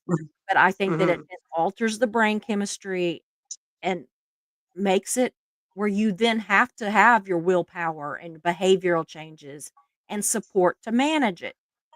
Right. That goes along with managing a disease. It's not all just I don't know. Yeah. My chat's probably thinking, No. "She don't know what she's talking about." No, 'Cause I don't I'm right there with you. It's the same thing. If it's the same thing like you were saying with your cancer disease, you're Mhm. given that horrible diagnosis and then you Mhm. need the tools to manage it. Yeah, and with Mhm. alcoholism or drug abuse, it is a terrible Yeah. thing, and then you Yeah. have to have tools to manage it. Mhm. And I mean, like, with me, with cancer, they've said, "I will never be cancer free." And, like, an Mhm. addict is always an addict, but an addict I have to choose things to keep the cancer at bay. I have Yeah, to do things in my own personal life, my diet, everything, and certain of course. medicines I have to take that are not chemo related. An Right, of addict course, yeah. has to make those decisions to do those things too, and sometimes that includes Yeah, medication. And yeah. so I don't know, I just see it as a disease. I think there's a choice component to it, but I do see it as a Y disease. there is a choice component. I agree there too, yes. Yeah. Mhm. And I've got a friend that he would be like, "You're full of shit," Mhm. Well, it's knife hoarder. He believes that it is absolutely or that it's a choice. And I'm like, I think that it's heavy on choice after the fact. I think that you have to make the choice to not do it. But I think Right. that the reason that you wanna do it is because it has affected your brain. So I think, I don't know. He was gonna be on here, but he went back to work after all of his heart problems, and Oh, he was okay. working until midnight, so he could not be on here tonight. He was another one. I had all these guests lined up, and I Yeah. was just like, "Oh," and I was gonna have, like, too many guests, really, and then today I was like, "Why didn't you invite Amy?" And so then I got a hold of you, and Well, then good thing I said now you're the yes. one here. You got me on a good day. Yes. Yeah. So, okay, so here, let's see what we got now. Expert opinions. Dr. Gabor Mate, addiction expert. The question is not why the addiction, but why the pain. Addiction is not a choice, but healing from it is. I get that. So addiction's not the choice, but it is a choice to heal from it, to get Right. over it. Yeah, that makes sense. I mean, Mhm. just because you choose to doesn't mean it's gonna be easy because you still have that addiction that's gonna kick your ass every time that you think you're making, you know, I don't know. So, I don't know. I just hope that my people are not being like, "She is cuckoo for Cocoa Puffs tonight," because 'cause I'm, like, all over the place. Ugh. So, okay, Dr. George Koob, director of the National Institute of Alcohol Abuse and Alcoholism. Addiction develops over time and becomes a brain disease, but Mm. recovery requires active engagement. See, That yeah, that I seems like what spot you got on right there. me too. I think so too. Yeah. Yeah. Yeah. It becomes a brain disease, but Mhm. recovery requires active engagement. So Yeah. maybe addiction is a disease, but recovery is a choice. Yes. Yes. Maybe, Absolutely. on some level anyway, because you have Yeah. to choose. Mhm. They can't give you a pill that makes you not be, you know, an alcoholic or a drug addict, but they can give you pills that help with it, Right. but they can't heal it. You've got Mm, to I think no. that's where the And choice comes in. I And really and do. even myself, like I said, John is still active in AA. He's at AA Mhm. meetings every week, all the time. I'm not Oh, myself, but I choose to read scripture and pray and keep my faith whatever works. really Yeah. strong. Yeah, really, really Yeah. strong. And that is my active recovery. If I don't Yeah. pray and thank Jesus for my sobriety at night and ask Mhm. for to stay sober for each day, then I Mhm. have nothing. That is my Yeah. active recovery. And so Yeah. it is a choice. Yeah. I choose to pray every day. Yeah, That I is do my too. choice. Yeah. When I go to bed at night, I always thank God for letting me live that day and letting me accomplish Right. anything that I did accomplish or to lay around and not do anything, I Yeah. 'cause That's yeah. everybody needs those days. Yes. Everybody's gotta have a down day every once in a while. And then when I wake Yes. up, I pray and say, "Thank you for letting me wake up," and I just think, Yes. what does it hurt if God's up there going, "Yeah, yeah, whatever," you know? My mom used to say, "He's gonna see you come and be like, 'Oh, shit.'" Let her in. No, he's gonna be giving you a beautiful crown on your head saying, "Welcome, Because Susie, you made it." yeah, because 'cause I'm always like, "Well, Imma have to take that up with God when I get there, because 'cause I've got a list of Yeah. questions." I used to literally have, like, a notebook. I finally was like, "Okay, I got to get rid of this notebook." But so I prayed about this stuff in the notebook, and then I burnt the notebook because they say if you, like, write stuff down and burn it, that's healing and everything. Yeah. So that's what I did, but I had one of those, like, that has 300 pages in it. It Mm, it was all these questions, and what about this? And, well, why does this happen? And, just mhm. different stuff. So, but anyway, my mom was always like, God's gonna be like, "Oh, no." You know? I said, "He'll be saying, 'Jesus, get over here. This one's Yeah, yours.'" yeah. You got your hands Uh, full. yeah, yeah. So, let's see here. Where was I at? I read Brain disease requires engagement. Okay. The diathesis stress model supports this. A person may be predis- predisposed due to genetics or trauma, and a trigger, which is the choice, basically, starts the process. So I understand that. I Mhm. can get there. Yeah. So, uh, cognitive behavior therapy and peer support work because they engage both the biological and behavioral elements of addiction. Yeah, I get that too. Yeah. Supporting data. Studies show that motivation to change, support systems, and belief in one's ability to recover, self efficiency are key predictors. I can't talk again. To success, even in those with severe substance use disorders. I agree. But see, if they call it a Mhm. disorder is a disease. It's like it is Yeah. Yeah. okay. Yeah. Yeah, medications for addictions like Suboxone, methadone, they treat the physical brain changes, while therapy addresses the behavior.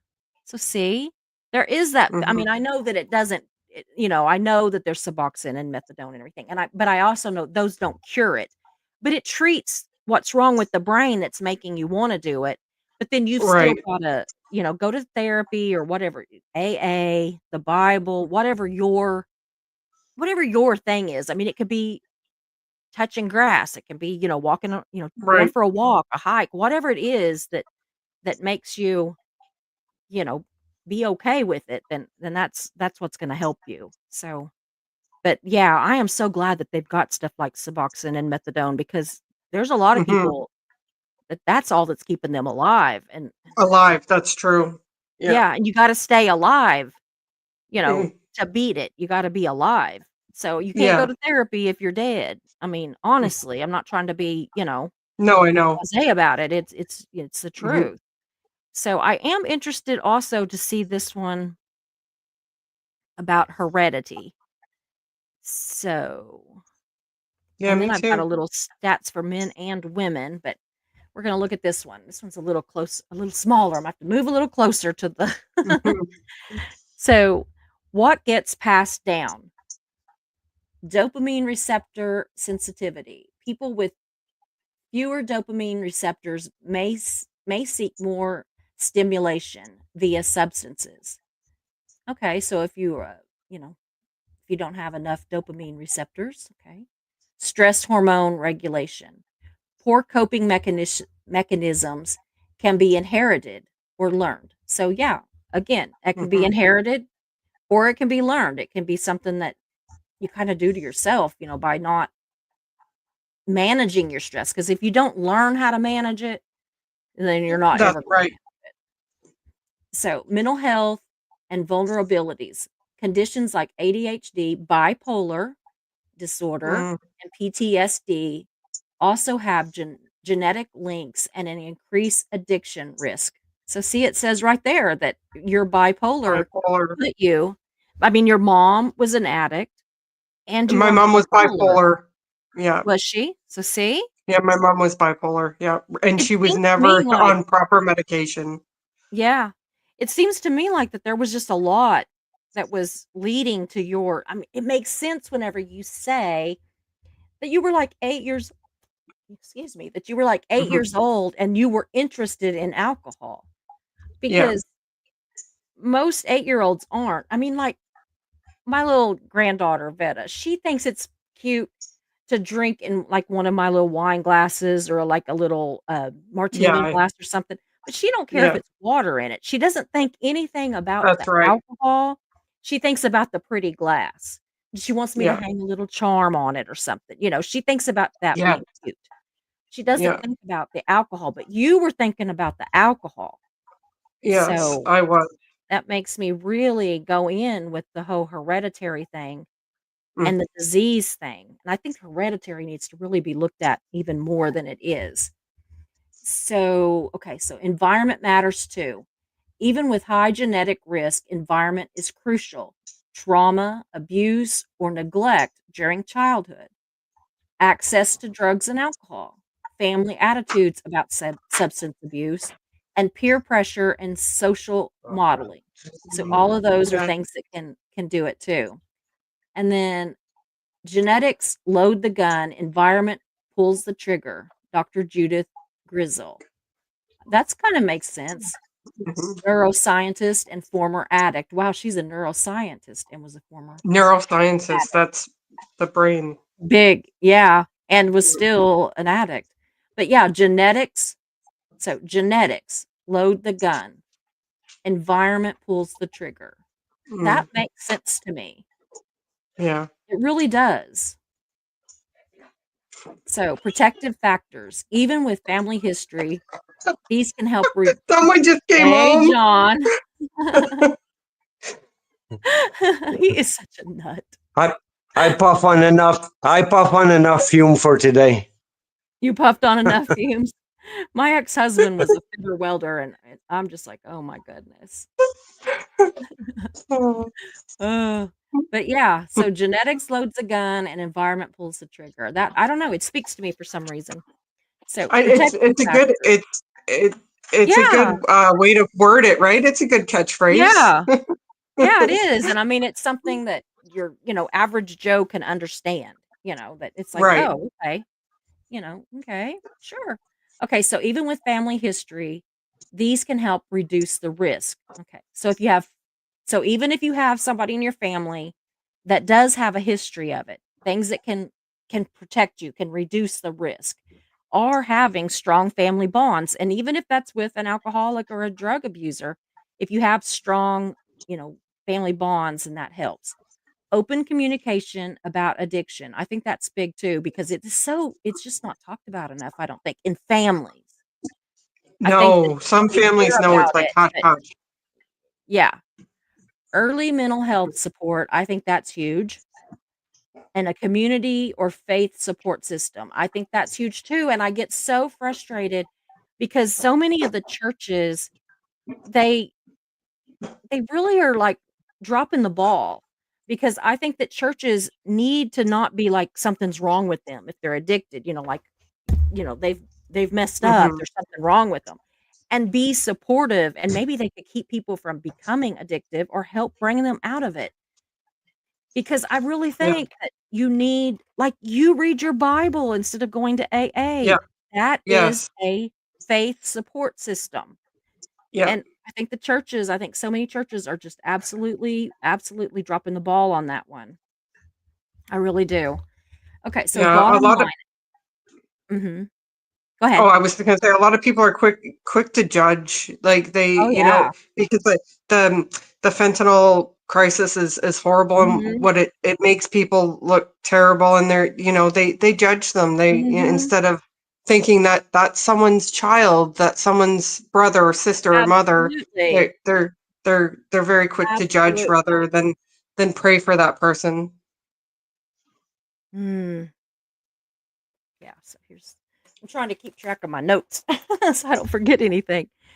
So, bottom line, addiction can run in families, but it's not destiny. So just because you have Mhm. somebody that is addicted doesn't mean you're going to. But I see it run in families. I've got well, he's passed now, but I've got an uncle that, he was a high functioning alcoholic, but a very strong alcoholic, nonetheless. And Mhm. he's got 3 children, and 2 of them are not, and one of them is headed, and I love him to death. He's one of my favorite cousins in the world, but he's headed for the same thing if he doesn't get a hold of it, and it just Mm. breaks my heart, and then but at the same time, I've also got another uncle who actually passed from alcoholism. The one I was talking about died of cancer, Oh, wasn't alcoholic. yeah. But my other uncle died from his alcoholism. He needed a liver transplant and was right at the top of the list gonna get one and drank. Oh, wow. Oh, I was so just, like, hurt for him and pissed at him, yeah. but neither one of Yeah. his sons have an alcohol problem. It is so strange. So I Mhm. really do believe that it is, that it can run in families, but it is not necessarily, it's a not all the time. So, Yeah. okay. It's it's influenced by genes, environment, trauma, and personal choices. I believe that. I really Hmm. do. If addiction runs in your family, awareness and prevention tools can make a huge difference. I agree with that too. I know that my cousins that their dad died from alcohol. I mean, he didn't die from alcohol. He died from liver failure, but it was because of alcohol. Right. So, Yes. you know, they have made a conscious decision that they are not, it ends with them kind of deal. We're not going to do this, and Right. they're Break the chain. yeah, yeah, and Hmm. they're really supportive with their kids and everything. They're really trying to make it that it's just. And the thing is that the ones before my uncle that died were not alcoholics. I mean, my Right. grandpa would have, like, a glass of scotch or a glass of gin every once in a while, but not really, not really very often. I mean, just, like, if he had a Right. really rough day and needed to just, come down off of it, like, he worked for Yeah. Yeah. an airline, so, like, if there was a crash or something, and, I mean, he didn't have anything to do with it, but when you work for the airline and there's, like, a crash or a hijacking, because this was back, in the '60s. Wow. Yeah. It affects you really bad. It affects everybody that works for that airline, not just Mm. whoever it, like, literally affected, and so, it's just I think John was saying, yeah, he was saying, "It could have been an intruder, him sticking his face Oh. down there by you." He's thinking that was an intruder. Mhm. So, he is something. But anyway, so I got another couple I'm gonna show you real quick, and then we're gonna go to the chat because I have been busy. I have got a Yeah. ton of chats.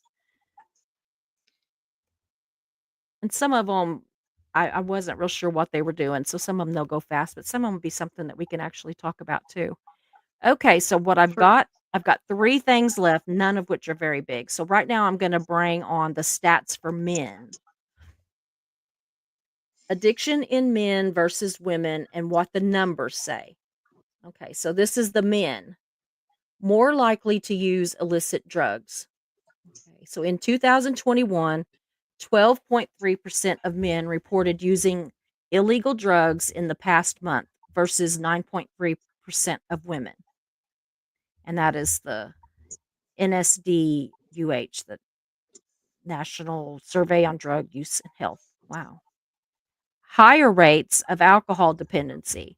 About 9.5% of men struggle with alcohol use disorder. There's that word again, and a disorder is a disease, compared with 5.3% of women. More likely to die of overdose. Men account for nearly 70% of all drug overdose deaths. That's as of 2022. And men are more likely to engage in riskier use. Men often use earlier in larger quantities, partly due to social norms and peer pressure. That's so scary. Mm. It Yeah. really is. Really is. And then we've got one that talks about for women. Here we go. I tried to color code them so I could see them easier. Uh, So, women are more likely to progress faster from use to addiction. It's called telescoping effect. Wow, I didn't realize that women basically get addicted faster. Which I wonder if it even has something to do with a lot of times women are smaller. I don't know. Well, it says despite often using less, women tend to develop dependencies more quickly and will have more intense cravings. Wow, that's interesting. That mhm. is interesting. So it also says more likely to misuse prescription medications. I will get it in a minute, especially opioids and sedatives. I can understand that. More Mhm. likely to hide addiction and delay treatment due to fear of Yeah. judgment, especially if they're mothers or caregivers. Absolutely. I can Yeah. imagine that That's a big because, one. yeah, absolutely. Women put such a huge amount of stress on ourselves usually centered around being mothers, being the caregiver. So, I don't know. Greater emotional triggers. Women are more likely to use substances to cope with trauma, abuse, or mental health issues like anxiety or depression. I believe that's true too. It says women are not just smaller men. Their addiction patterns, biologically and socially, are unique. And that's Dr. Nora Volkow, director of NIDA. I saw a lot of quotes from her. I could have used nothing but quotes from her, honestly. But I Oh tried to yeah. use other people too. So Yeah. she had a lot of good stuff. I didn't want to just do it on one person because, Yeah. sometimes you get like in an echo chamber. If you just use one person's quotes, then you're just going by what she thinks. So I tried to find, people that had differing opinions and use them Right. too. So anyway, then I think I just have one more and then we're going to go to the chat. And again, I know I didn't get all of your or all of your questions and stuff, but I've already got 81, so I figured I might better stop clicking. Wow. Some of them will go through fast, but this one is just some real life quotes. Okay. I don't know why it is not wanting to do. There we go. Okay. It says, I didn't drink to party. I drank to quiet my brain. My first drink felt like peace. Former alcoholic, 38 years old, male. I smoked weed the first time just to fit in. I never wanted to feel like the weird kid again. Former cannabis user, 19, female. Boy, to have already be a former at 19, that she didn't I mean, she could have started at 8, but good on her if she stopped, and she's 19 and she's already stopped. So, my mom had benzos in the cabinet. I took one during finals and I didn't stop for 6 years. Former Oh. Xanax addict, 24, female. Wow. Wow. That is, but see, they're taking them. There 4 things. It's for trauma or for stress and all that. It's, I don't Mhm. know. It's just sad to me. Absolutely sad. Okay. So I'm gonna go through these questions and stuff. Mayor put the question in. It says, question for the chat. Do you think addiction is more about choice or more about brain chemistry? So some of these are gonna answer that. So they'll Yeah. go, fairly fast. Just a quiet, peaceful dance says, I'll put it up here. I can read it better. Mayor, I think it's definitely emotional. The pain of trauma is hard to deal with. I believe it makes you feel better at first. Then you're caught up with not wanting to feel anything anymore. I believe that. I think that can absolutely, and it's sad. Stacia says, I need to make some hot chocolate. I would go for Yeah. a hot chocolate about now. So okay, so Joel or Mayor says, Joel, I think there's misinformation and changes in perception research that has changed the narrative. I think so too, Mayor. I think you're right. I think the more you know kind of deal. We're learning more as we go. Hmm. So Darcy says, Mayor, answer if your parents are addicts, you are most likely will be too. Yeah, I don't know that it's most likely, but there is a strong chance. There is a strong chance. And, that's sad because that kinda just goes against you, but I also don't want people to be like, "Well, my parents were, so I'm just automatically gonna be," because it's not an Yeah. automatic, Right. It but depends on what the parents are. Like John and I were, yes, we're mhm, addicts in AA, but Xander, he has never seen us drink, drug, he hasn't seen that lifestyle. He's mhm, 16 and has never wanted to drink, drug, smoke, nothing. That kid yeah, is the complete opposite than what we were because we changed the narrative of his life, yeah, than what we absolutely, saw. John and I saw a completely different life growing up than what he has seen. So we can wow, only hope and pray that it just continues on for Xander's yeah, children too. yeah. Mary says, "Peaceful, do you think that some people are predisposed to addiction, or is it more nurture than nature?" I think it's absolutely both.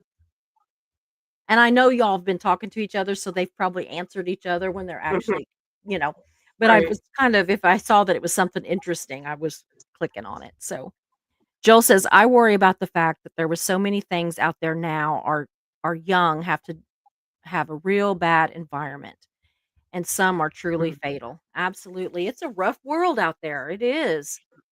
Even without drugs and alcohol, it's a rough Yeah. world, and I think that because it's a rough world, a lot of our children turn to drugs and alcohol, so it Mm. just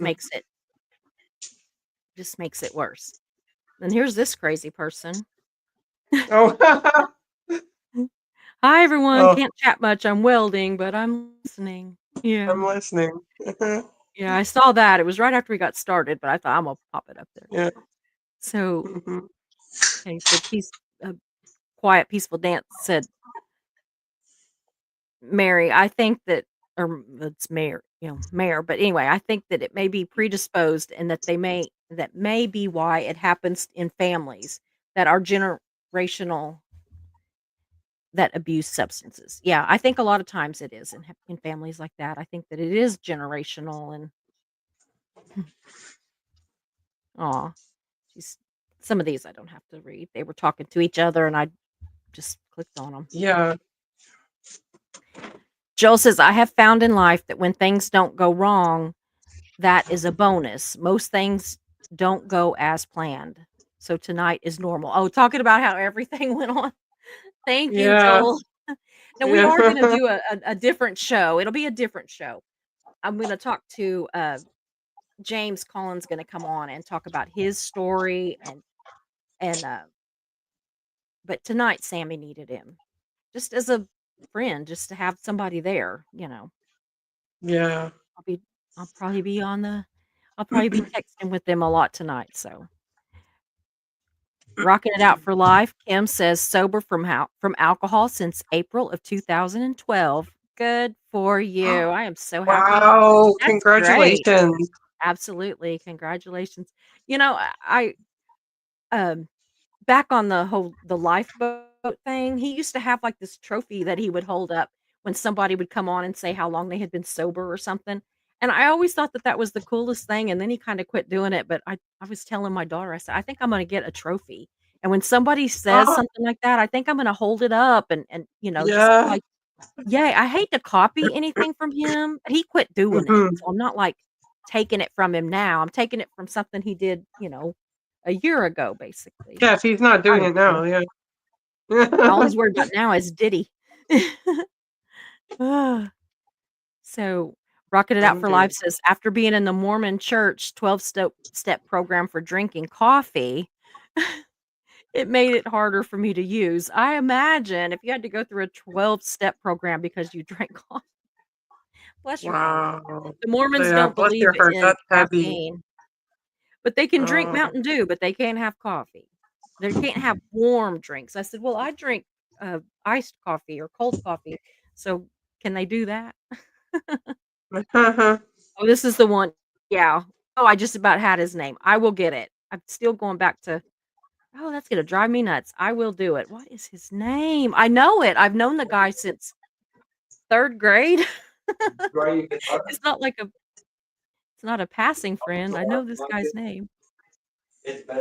Ro Rocking It Out says, "I used to live in Highlands Ranch, Santa Fe. The Highlands Ranch Boulevard joked that at least they weren't the Quebec or university side of HR." I don't know what all that is, but yeah, I think that's one of those if you know, you know. I don't know. Rocking It Out, my son-in-law tried AA, but he wasn't comfortable with the religious aspect. But he has been sober for over 2 years. That's great. Whatever it takes, and some programs aren't right for some people, and you just gotta find what works for you. So, I think a lot of people self-medicated because they didn't have support from family, friends, or even medical professionals. I agree. I agree.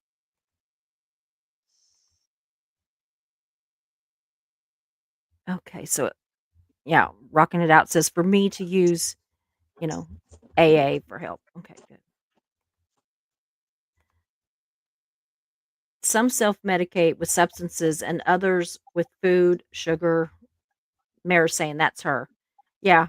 I don't. I don't self-medicate with food and sugar, but I do know that I do self-medicate. If I now, I don't mean for every little thing, but if I am really just having a hard time with something, I'm really bad about shopping, and I might not even buy anything. I have got carts, online carts that are got all kinds of stuff on them for about They're 100 full. stores, but I don't Yeah, buy it. I mean, I do buy yeah, stuff that we need. I do shop, yeah, but I'm not, like, buying stuff at everything. I'll be over here just shopping away, and then I'll just get off of that one and go do something else or go somewhere else. And then when I come back to it, it'll say, "You have 12 items in your cart." And I'll be like, "I just got here." yeah. You know? Yeah, it was from Yeah. 6 weeks ago whenever you were having trouble with this or that. I I definitely agree. I'll definitely self-medicate with chocolate a lot. I'm like, or Yeah. when I quit smoking, it's gum and it still is. Mhm. I Yeah. gum chewer. Chew Yeah. gum all the time. I have to have chocolate in the house. I call it emergency chocolate, Yeah, and I may not eat it, but it's there. I might eat yeah. it, if I want it, but I might Hmm. not. It can be there for a long time sometimes. I was trying to think. Yeah, look at this. Right next to my desk. Oh, I have the same one. Yeah, I have the same Well, there's bar these in candy the cupboard bars. right now. Yeah. Yeah, and in the kitchen, there's some dark chocolate with almonds. Mm. And I have really gotten into the chocolate-covered coffee beans or espresso Oh yeah. beans. I am really into Hmm. those. And Hmm. they can be there for a long time, and I won't Yeah. but I have to know they're there. Of course. Yeah.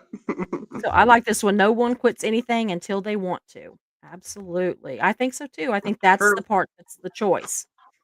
Right. 'Cause I don't think that it's all just the disease, because I think even with the disease, you have to make the choice to fight it. And so, I don't care what it is. If it's that you have migraines, you have to make the Mhm. choice to take the medicine or to wear the cold cap or to, whatever it takes for you to what I do is cover my head and turn off the lights and eat chocolate and drink coffee under the blankets to get as much Yeah. caffeine as I can, because that helps Right. for me.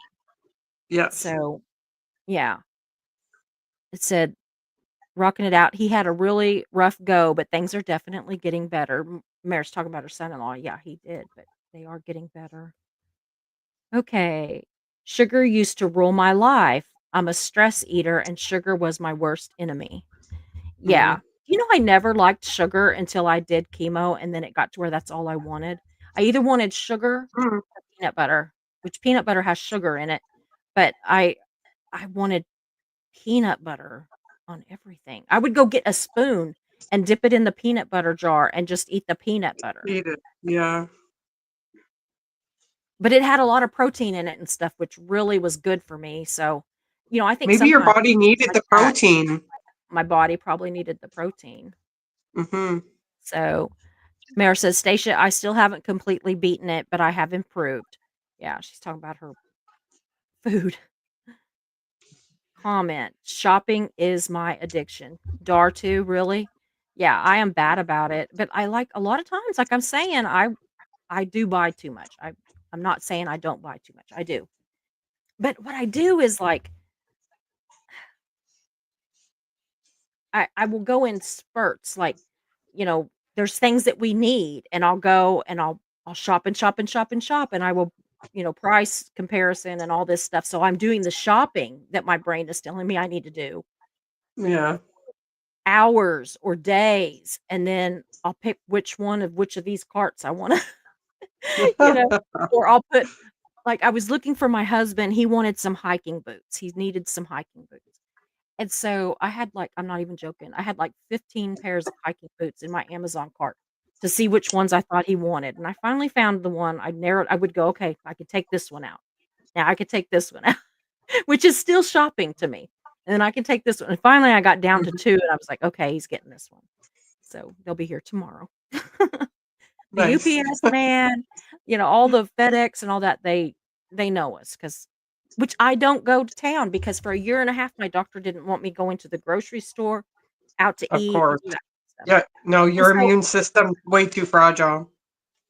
The only thing, I mean, my husband would go get things that had to be refrigerated, but anything that was like Mhm. canned goods, cleaning products, all of that, laundry detergent, all of that, Yeah. all of the clothes that we wore, all of my Christmas shopping, everything was online. So our poor mail Yeah. lady and the UPS and the FedEx, You put pair them of to work. I put them to work. I kept them in business. Kept them in Yeah. business. Oh, uh, Rocking It Out says, "Darcy's me too. I enjoy 2 cigarettes in the evening, and then boom, stress happens, and I'll smoke a whole pack in a couple of days instead of weeks." Mm. Yeah.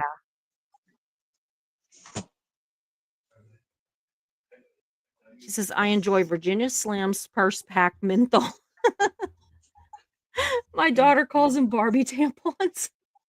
Oh,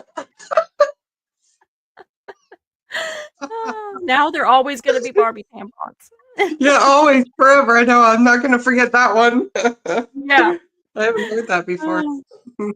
Yeah, Mare says, "Dar too, what do you shop for? I hate shopping." If she was asking me that, I'd be like, "I shop for everything." And I shop for other people. Like, I literally have friends that will say, "Can you find me this, this, and this?" And I will do Right. it and send them the links or whatever, and they'll Mm. buy it. Or I You're have a personal actually shopper. I'm a personal shopper, I just don't get paid for it. Yeah. Yeah. But I but I'm g but when I was laying up in the bed for a year and a half and couldn't do anything, I'm like, "Please, I'll shop for you. What do you Yeah. want me to buy? You gotta pay for it, but I'll find it." So Stacia says, 5.5 years ago, I gave it up. I still sample occasionally. It's not a destructive factor that it used to be. I can't remember what she said it was. Was it food or chocolate?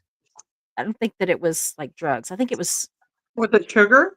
uh, yeah, what she eat or what she's addicted to. I can't Yeah. remember what Stacia is addicted to. I think it was like food or chocolate or something. Go ahead, Stace. I'm sorry. I can't remember what you This is when we were talking about your what kind of instruments you play. Mara says, "I play the recorder badly." Oh, yeah. I didn't realize for a long time that a recorder was an actual instrument, and then I was like, "Oh, I feel stupid now." So, Joel says, "John, I always wonder how a couple of mugs like us end up with beautiful women." Aw, Aw, that's so sweet. Joel that's so is nice. like yeah. Aw. Stacia says, "Drugs have held nothing for me. Alcohol, basically socially, but again, no appeal for or need." Yeah, I think it was food or chocolate or something that she was. Mhm. Darcy says, "I was 2 or 3, stole drinks when family left the bar to play pool, and they came back to empty glasses." Yeah. Can you imagine a little Wow. 2 or 3-year-old like, "Boop, boop, boop." Ugh. Do you know that I just we call him he who shall not be named. He is my well, 2 of my grandkids, we call him his, sperm donor. He was their father, and he was married to my daughter, Wow. but Mhm. he gave up, thank God, all of his parental rights, but because he was fixing to get his ass in a ringer. He was trying to give my little granddaughter, who was, like, 2 at the time, 2 and 3, trying to get her to drink wine, trying to get her he would have a mixed drink, and he was trying to get her to drink it and stuff, Oh my, and, it just did not go over well. no, Did not go over well. When we that's started telling horrible. the lawyer that, she was like, "Do you think he would give up custody?" And I was like, "No." And she goes, "Hmm, I don't know what she did," but she came back just a couple weeks later and she says, "He says he'll give up custody." I was like, Let me "Thank just you." get in for a minute. Oh, goodness. She's, you missed Oh, the Lord. thing. What? Who's that beautiful woman? I don't know. She's a little hairy. Were you talking about me? Yeah. Yeah. Good night, Oh, people. Good night, people. hey, I got your beat. Oh, look, Look she at has a hat mine. now too. You're missing her Oh, yeah. hat. Oh, look at her hat. It'll go on my head better, but Oh, nice. There you go. I'm Wow. not gonna do it because I've got this bow on here, but But yeah, I got a fancy hat. I'm gonna wear Yeah, it my is a fancy hat. Look at that. Your hair looks so pretty like that. Yes, you Thank I, do look you. pretty, Thank Susie. you. Wow. yeah, Thank you. I texted online the other day. I texted, but Yeah. it's better to say it in person. Yeah. You And I'm glad that you choose Amy for your program tonight. I was I am listening from too. shop. It's been perfect. Yeah. Yeah, good job. Yeah. Thank Hmm. you. So, Nikki Hatfield says, "This is perfect for me by the grace of God. I have 23 years sober." Oh, that's Wow. right. And by his 23 grace. years. Wow. That's And amazing. Stacia says, "Addiction is powerful." It absolutely is. So, let's see here. I'm trying to see. Oh, yeah. Some of these are just they're talking to each other. So, that's talking about candy. Here we go. Let's see what this one is. So, why is it? Oh, right here. Ugh. I remember the woman in AA giving me hard candies because alcohol turns to sugar in your system. The candies helped with my cravings in the beginning of my sobriety. I've heard that too. I I really was just have. gonna say that when we were talking about eating sugar, it's so true. Mhm. It's same with any addiction. I've seen people coming off of many different Mhm. substances, and they eat tons of sugar. Yeah. Nikki says Hmm. she thinks that it's a disease. I tend to agree. I again, I think it can be a little bit. I think it's a disease, but there's a choice factor into it. Not to being addicted, but to whether or not you stay addicted. I think Yeah, that's the choice. It's not to be addicted, but to stay addicted. It says, right. I do believe that some individuals are more prone to addiction. It is different for in individuals, but I do believe that it is inherited. I do too, David. I think that there is and the expert said, that there is a component to that. It's not a given. It's not, like if you had 8 kids and you were an addict, not all 8 are going to be an addict. 1 might be, none might be, but 8 might be. You just never know. It's gonna depend. And I think that it has to do too, like, what if one of the parents was an addict and the other wasn't? Because, my daughters, I was thinking about this kind of a deal with it. Okay, so I've got 2 daughters. They have the same mom, they have the same dad, and their genetic makeup, even like their like if they're this much English or this much German or this much, whatever, they're different. And you would think that it would be the same because they've got the same mom and the same dad. So Hmm. how it was explained to us was that some kids take more after the mom, just like how they'll look more like the mom. And some kids take more after the dad. And it can be in looks and stuff, but it can also be in other things like, predispositions for this or actual, like how much German you have or how much English you have or how much, Spanish you have or whatever. And so I wonder if Right. it's like that with addiction too, with hereditary addiction. If maybe if the mom was an addict, but they took more after the dad, maybe they wouldn't be as disposed to be an addict. All that long Right. story for that. I think there's a lot of truth into that. Also, Mhm. they say things like bipolar skips a generation or skips in Yeah. siblings. So my mom was bipolar. Mhm. My brother is along the lines of it. My sister doesn't have bipolar. I have it. So it skipped my sister, my brother, my sister's okay, and then I have it. Same with Really? my brother. Yes. Same with my brother's always struggled with addiction as well. Wow. My sister, not so much. She Mhm. can drink, she's fine. She's a social partier. She Mhm. she had a problem with smoking. She quit smoking. Smoking was probably her biggest addiction. That was it. And This right here is then mine. Caffeine. yeah, coffee. Yeah, mine too. Well, that's my biggest Caffeine. addiction now. All I drink is That and is chocolate. sodas, tea, and coffee, and chocolate has caffeine. So it's like and this is like a chocolate double shot energy Oh, coffee. And it's what yes. time, it's like after Yeah. 10 o'clock at night here, and I'm sitting here drinking Mhm. double shot energy coffees. And then my husband says, "No Mhm. wonder you don't go to bed till 3 o'clock in the morning." Mhm. So Mare says she thinks it's a combination of nature, like genetics, and then Mhm. nurture. I think that that can be very true too. And a lot of they'll say there's as many reasons for such and such as there are people. And that could be with addiction too. There could be different people are addicted for different reasons. Some of it could be more nature and nurture or whatever. Some maybe it is more of a choice and they just did it so long that it just got to be like a habit, where that's just Right. what they do. But I don't know. I just think that it really I wish that there was more conversations like this one. Both of my parents were alcoholics, so I believe in heredity too. Nikki, that's I yeah. Yeah. Stacia says, I hold on, I didn't take it. I remember a woman talking about taking heroin. She want she said once it got in her system, it was the best she felt in a long time. Yeah, that's what they say. I never did Mhm. any kind of like that. I've smoked pot and drank. I've never well, I mean, I took pain pills, but I didn't get addicted to them. But I mean, I took, like Xanax for anxiety because of chemo.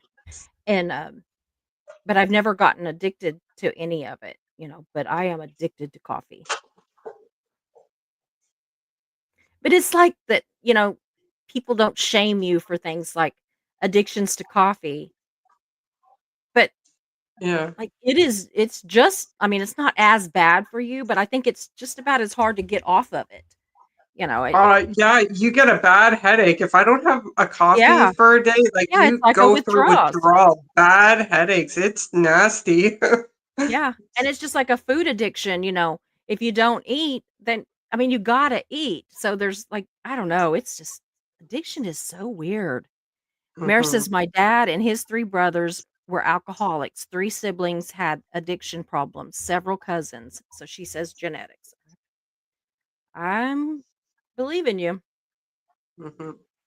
Darcy says she's definitely number 3, so she's going with the whole she believes it's both, you know. Mhm. Okay, Nikki says one caveat is that once you get sober and have sober time, then I believe that it's a choice if you pick it up again. I can understand Uh, that. mhm. Yeah, once you get sober, you know that you are That's a good point. Yeah. yeah. So I can understand that being a choice. Yeah. Absolutely. Absolutely. Curiosity is why we do things. The brain plays a huge part in everything. Yeah, and your brain, makes you curious. They say curiosity killed the cat. I believe that. I think that our curiosity can get us into wonderful things, but it can get us into horrible things too. Mm. Yeah. So, Stacia says abuse and trauma can be a factor. Yeah, I believe that too. Nikki says, yes, I do believe that too, Stacia. I know I drank to medicate myself. I also started drinking hardcore in college. And that could be stress. College is stressful, and I get it. I absolutely get it. I was never one that would like just like drink to party so much, but I would drink to relax. Mm. So like once the big study sessions was over or something, I would drink to bring myself back down because I would be so like, Right. you're up like this because you're studying and you're cramming for these tests and stuff. And then, or you're writing this paper or whatever you're doing. And, or even sporting events, you get yourself so hyped up. And then whenever it's over, you finished it, the game's over, whatever, the track meet, the swim meet, because I was track and swim. But you, it's hard to come down, and so for me, I Yeah. would drink then. I drank a lot, but I just never got addicted, like, I could drink like a fish and then just Mm. stop and not do it for weeks or months Yeah. or years, and I thank God for that because I have so many Mhm. friends that have had such a hard time, and I just have so much respect for I honestly do have respect for addicts because Yeah. it's rough. I don't see them as losers or, No. you know, I oh man, I get so mad at people that, you know, have like just nothing but negativity to somebody that's addicted. I'm like, they're not like, that could be any of us. I mean, it really could. Yes, it could. So, just like the homeless, that could be any of us. It That's absolutely right. could be any of us. They say we're usually like 2 paychecks away from being homeless, which is so depressing. I mean, not everybody is, but the average is that people are 2 Right. checks away from being homeless. Oh, that's depressing. So, substance use disorder nurse, she gives a lot of good information. I have been an addiction nurse for 39 years. 90% of my patients have had parents have had some kind of addiction. I don't believe addiction is really is not a disease, it's a recurring condition. Yeah, I think it's a recurring condition too. Yeah, I don't believe addiction is not a disease. Yeah, I think she's saying what we're saying. Just got jumbled a little bit. So, Heat My Shorts says, "I just got home from a little drive, went to the thrifty store." So, Nikki says, "AA gave me tools to keep me from drinking and my sponsors." Yeah. Being Mhm. accountable to somebody makes a big difference. Like, I know this is not the Mhm. same, but like yesterday I did a show where I said I'm not going to feed the trolls.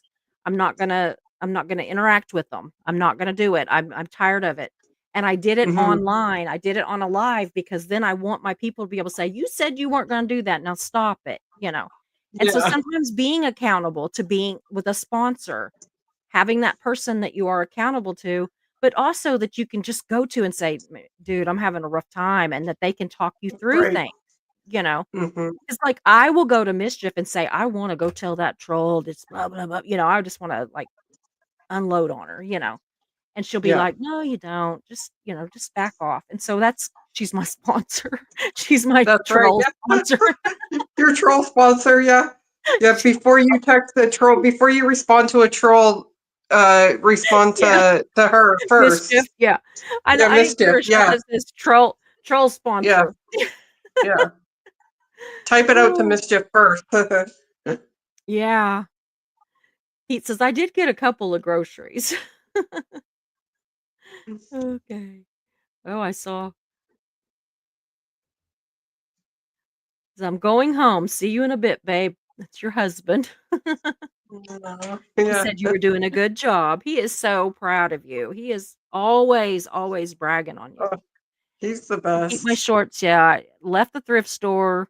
The Thrifties is actually a thing. I was just putting a Y, or isn't actually a thing. Okay. You're just putting a Y on it. Okay. That one was actually not something that I Yeah. She says, "Mischief the troll sponsor." Mary says, "Okay, my next question for the chat. Do you know someone who has struggled with addiction? What helped them and what didn't?" So that's where some of them are coming up and saying AA or their church and that kind of stuff. Hmm. It says, "I have struggled with addictions, alcohol mostly, I suppose. I had to ruin my life to get sober." A lot of people do that though. They have to hit rock bottom. Not everybody, but a lot of people do. Nikki says, "I have ADHD and anxiety. Liquor helped calm me down in the beginning, but when it stopped working, I was in big trouble. Thank God I went to AA." Thank God you knew, honestly, that you knew I got to do this. Hmm. So, Heat My Short says, "My partner was the woman of my dreams, but she couldn't handle my depression and then the anger and the alcohol on top of it. She was a sweetheart. I don't blame her." Aw, Oh. that's sad. It really is Mhm. sad. Mara says, "Steve, my son-in-law was absolutely bulldozed by my daughter to go to rehab. Fact is, he was finally ready." See? You gotta be ready. You gotta Yeah, you gotta do it for that's you. You it. can't do it for everybody else. So Hmm. Oh, really? It says that Itchy Thetans, Marilyn, was just talking about this on an earlier live. I didn't know that. Huh. I've been busy getting mine together. Rocks pile, is that what that is? The Jews are building torture camps in the we're not gonna worry about that one. I think that was Darcy says I'm a stress smoker. Mare says Steve, she's a tiny person and he's over 6 foot, but he's more afraid of her than of anyone other than me. Her talking about her son-in-law, her daughter and son-in-law. Okay. Oh, okay. Let's sit here. In the 90s, as a teen, I was given Vicodin cough syrup. I saw a fork float while eating blueberry pancakes at Denny's. I knew that wasn't right and never took it again. Oh, yeah. The highest I ever was, like, like from some kind of a drug, was Yeah. Dexatrim diet pills in high school. Me and my Really? cousin, yeah, we took Dexatrim diet pills, and I was high as a kite, and my head itched. And it itched so bad that I was just, like, digging at my head, and my Yeah. teacher got me by the arm and pulled me down to the office, and my dad worked at the school. So they're like, "Mr. Oh. Thurman, you need to come to the office." He came in there, he was so mad at me. He just knew that I had been, like, but Dexatrim was like speed, and I didn't know it. I was just trying to lose Yeah. 5 pounds before this Yeah. this cheer contest we had. Yeah. But 5 pounds, like, that's gonna make, you know what I mean? Teenage girls are Yeah. like, "I'm gonna lose 5 pounds." Girl, Yeah. hey, the journey, I hadn't seen you yet.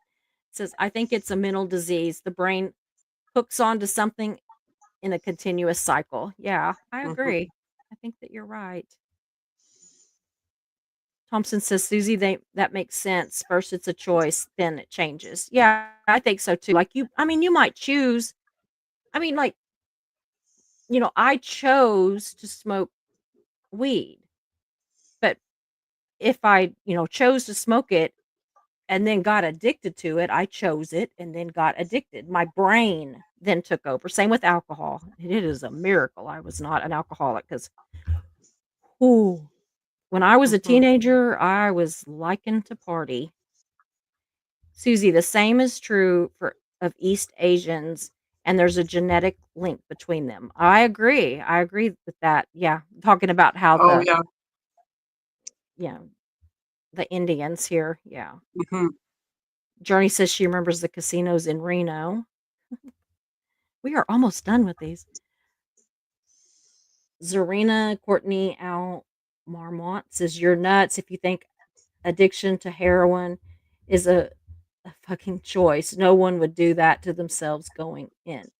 It's all fun and games until someone drops dead. You're and then she says your cancer disease. And like, no, I wasn't trying to say that my cancer disease was the same. I was actually saying that addiction is a disease like my cancer.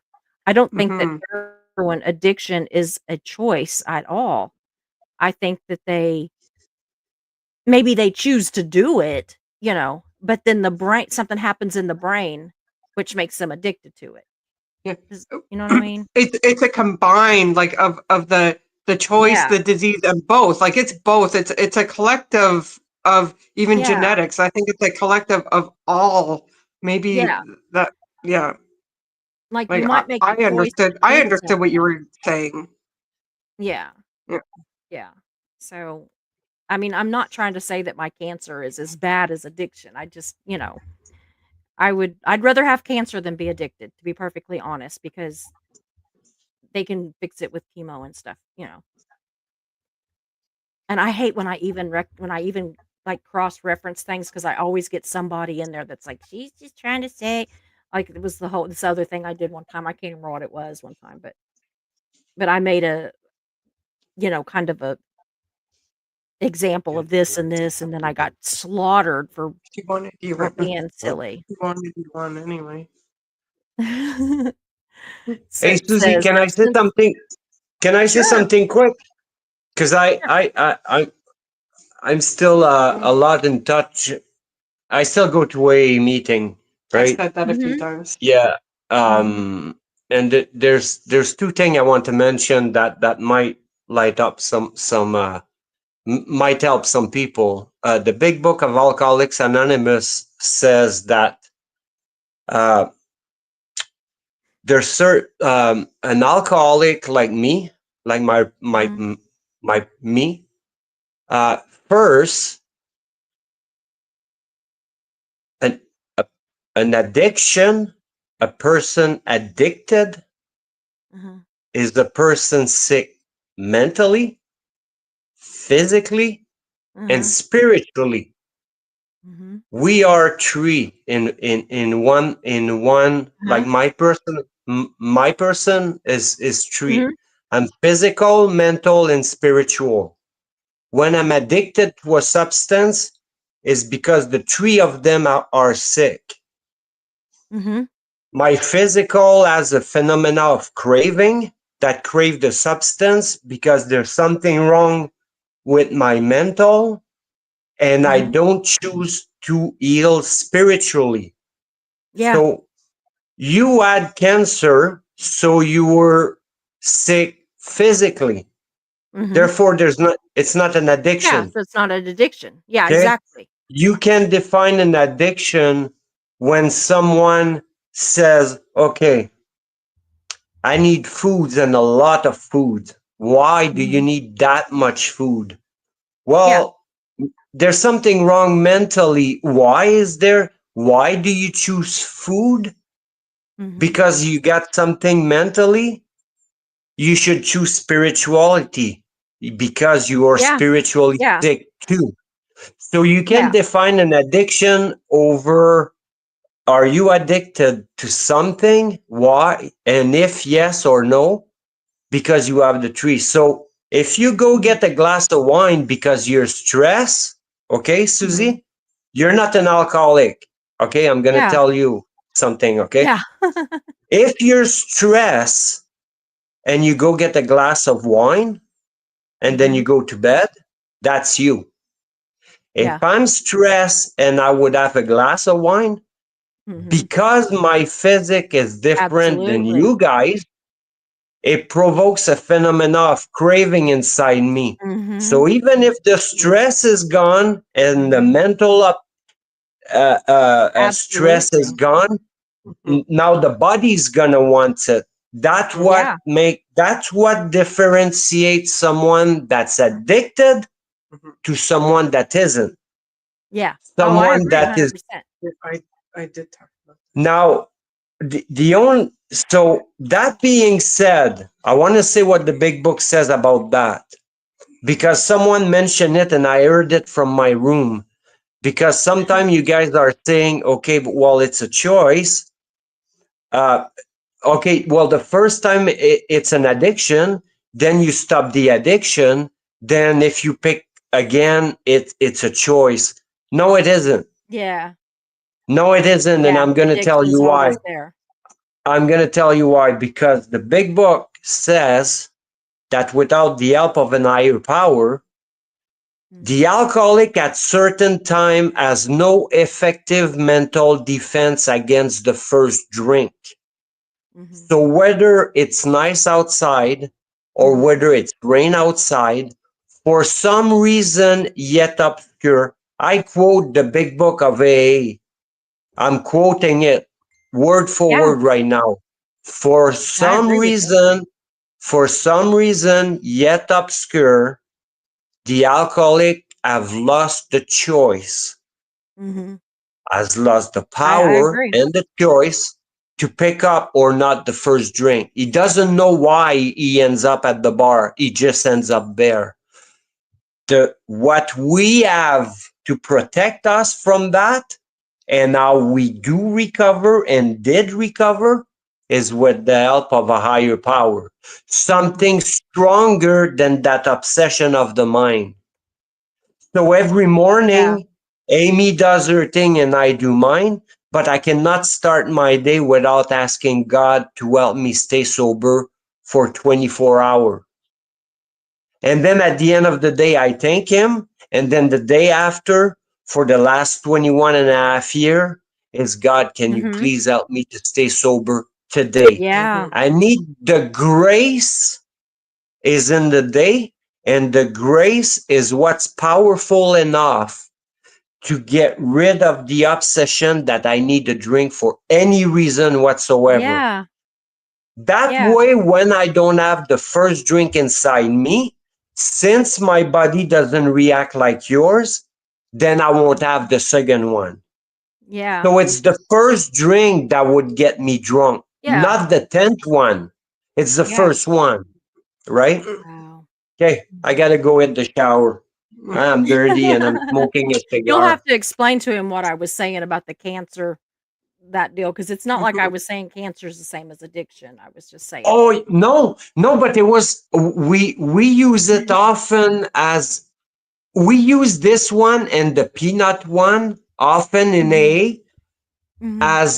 as Reference. yeah as a Yeah. yeah as a reference, as one is only physical. Mhm. Like if you're allergic to peanut butter, you're only allergic You're only at physically. yeah. Yeah. You're not Nothing's gonna tell mentally. you. Nothing's gonna tell you when you're red. Yeah. Hey, you're stressed. Go eat peanut butter. Yeah. Yeah. No, that's Yeah. madness. We are madness. Who say you're stressed, you're an alcoholic, Yeah. go drink. No, you're gonna die. Right? Yeah. Well, someone who's Yeah. only allergic to peanut butter, if he's stressed, is not gonna go make himself a peanut butter toast. You know he's gonna Yeah. die. We don't. Mhm. We're Yeah. alcoholic. We have Yeah. lost that, Yeah. Absolutely. like That all every rationality. pain. Oh yeah, yeah. The That's rationality. why it's called Mhm. for us in A. That's why for us in the step, as we go through the step, God has relieved us from our insanity. It's Mhm. insane what we're doing. It's insane. It's like my head is hurting. I'm gonna give myself a shot of hammer. Ouch, it's hurt. I'm gonna give myself another one. That's Yeah. insane.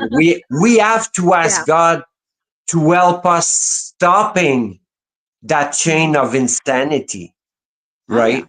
Absolutely. So, Absolutely. and after that, the rest is only debates. Is it genetic? Is it not? Mhm. Is it, did we pick it up? If we had never picked it up, like is Zender will Yeah. be an alcoholic or not? We don't know. Mhm. But what we Yeah. know is physically, mentally, and spiritually, Mhm. if the three of Absolutely. them are together, then there's good chance that you're addicted to the substance that you're using, Yeah. right? I Because agree. even I heroin and agree. all that stuff, some people will do it once and will say, ah, that's not for me. Yeah. Yeah. Well, Mhm. you know, and then the next time they're stressed, they'll just go for a coffee with a friend, you know, like, Mhm. and then you can see the difference, right? Oh, yeah. Anyway, Yeah. good to see you, Susie, and Good to good to see see you people in too. the chat. Yeah. Anytime. So, substance use disorder nurse says, I'm not only a nurse for addiction, I was also an addict myself for many years. So, was my grandmother, my mother, my father, and my sister were addicts. My sister died at 42. That is so sad. That's a lot in a family. So, that's Yeah. Wow. grandmothers, that's 3, at least 3 generations. Grandmother, mother, sister. Yeah. It's 3. Wow. I am so sorry. I really am. We need to talk sometime. You have got some of the best. Th- this nurse comes up with some good stuff. Okay, next question in the chat. Should we treat addiction like we treat heart disease or diabetes with meds and support? I think so. On some Yeah. level, that's where like Suboxone and methadone and stuff come in, and support. It needs to be some support. I gave her all these questions to ask. So she has done really well with that. And then it says, here's the last one actually. It says, Mayor, there are probably many determination factors in why a person starts taking drugs and alcohol. I think so too. I Mhm. think, as many people as there are, there's that many reasons for why. And and so I Absolutely. think that sometimes it can start with a choice and then your brain goes haywire. I think sometimes, like you, I think that there was something in your brain that was always haywire and was gonna make you want to drink. Mhm. I mean, if you're 8 years old and you're attracted to it. Whoops, that's not what I was trying to say. Yes, I was You're 8 attracted years to old it. and Yes. you're Yeah. attracted to it. That's saying something. Mhm. That's saying something. Aw, thank you. Nikki says, "Thank you, Susie." So I really appreciate you being here. My goodness, we've went 2.5 hours. Welcome. Yeah.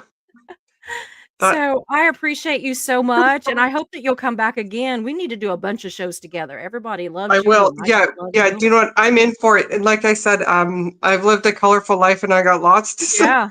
Got lots to Yeah. say. I could probably Just do a few more shows at this time, oh, like we two absolutely and a half will. We hours. absolutely will. And if we can get Hmm. you up to where you can stream, yeah, you married him. Yeah. Then we can even stream to your channel too, and it'll get some hours over on your channel too once you Oh, get I think it's yeah. past 50 or something, 50 or 100, Hard. something like that subs, and then you can stream to your channel too. So Oh, whenever cool. Yeah. we're doing something over here, you could be streaming it to your channel too, and then because you'll have some of the same people I do, and then some that are completely different than what I've got. So Right. but anyway, I'm gonna let you go. I appreciate it so Okay. much. I'm gonna go ahead and click you off the screen, and I've got just a little bit of a comment I'm gonna make to the chat, and then I'm Thank gonna you, go too. Susie. I'm gonna go. Thank you. Thank you for coming on such short notice. You're I don't welcome. know why I wasn't thinking about you because what I was doing was I had Sammy and James was coming on, and I thought, okay, two's good.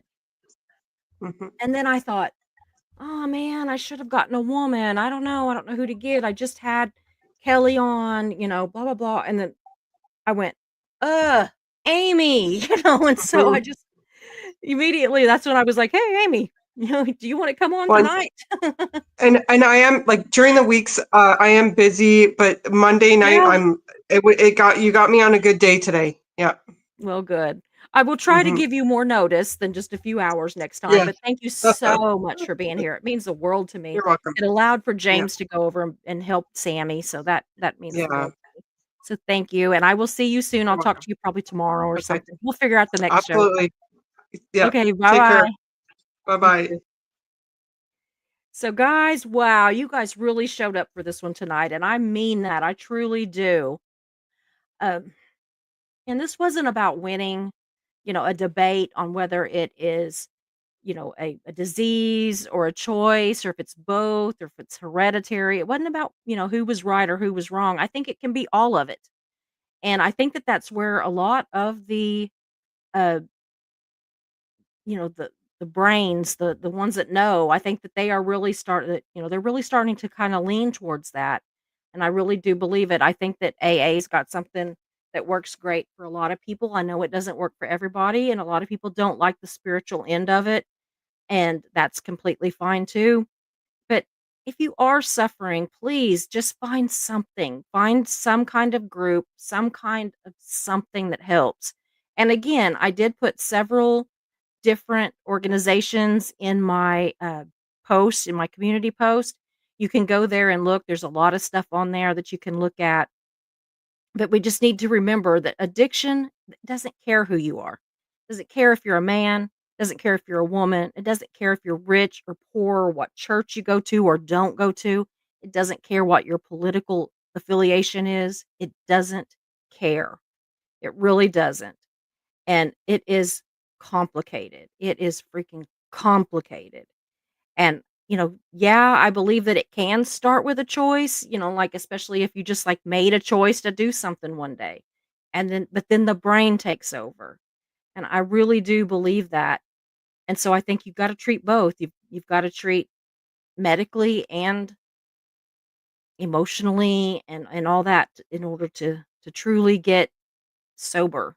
So anyway, judgment doesn't help, and there's just too much damn judgment in this world. People judge people for everything, and judgment doesn't help. But you know what? Empathy might. It might. It might help. Because sometimes just not feeling alone, like feeling like somebody cares, is enough to help somebody decide to get help. So, whether you believe it's a disease, a behavior, or something in between, let's not forget that no matter what it is, there's a human behind it. Whatever it is, there's a human that's the one suffering. And it can be somebody's dad, their sister, it can be somebody's son, it can be a woman, whoever it is that's in some kind of recovery. And they just need for people to think they can do it and to help them believe they can do it. So I just want to thank everybody so much for being here. And you know what, guys? If nobody has told you lately, then let me do it. I just want to tell you that every single one of you matter. You matter. You matter to me. You matter to other people. You matter. Your sobriety matters. Your health matters. All of it matters. And, that I think that people just need to know that. I really do. I think they need to know they matter. So I'm going to go. I've got another show planned for tomorrow. I can't remember what it is. But I've got so many shows planned that I can't remember at all what is what. And I'm still trying to think of that friend of mine's name, but I will get it. I will go look at him and get his name. My brain is just completely just fogged out on what his name is. And like I said, I've known him since 3rd grade. That's a long time. I'll be 59 in less than a week. So I've known him for like 50 years. So I definitely know his name. I just can't get it right now. He's gonna laugh when he knows who I keep thinking of instead of him. So anyway, I love you guys and I will see you tomorrow. Thank you all for being here. Hope you enjoyed the show, so glad you were here. We meet here most days, we're but first coffee and you're welcome here. We talk about hard subjects, but we also laugh a lot. If you have a loss or win, we will cheer for you. We're but first coffee and you are safe here. So hit those like and subscribe buttons, notifications set to all. You don't wanna miss a show, because this is your home to y'all.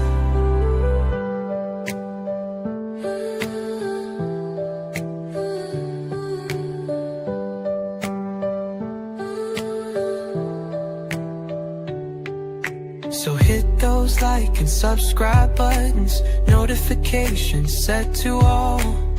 You don't wanna miss a show, because this is your home to y'all. So hit those like and subscribe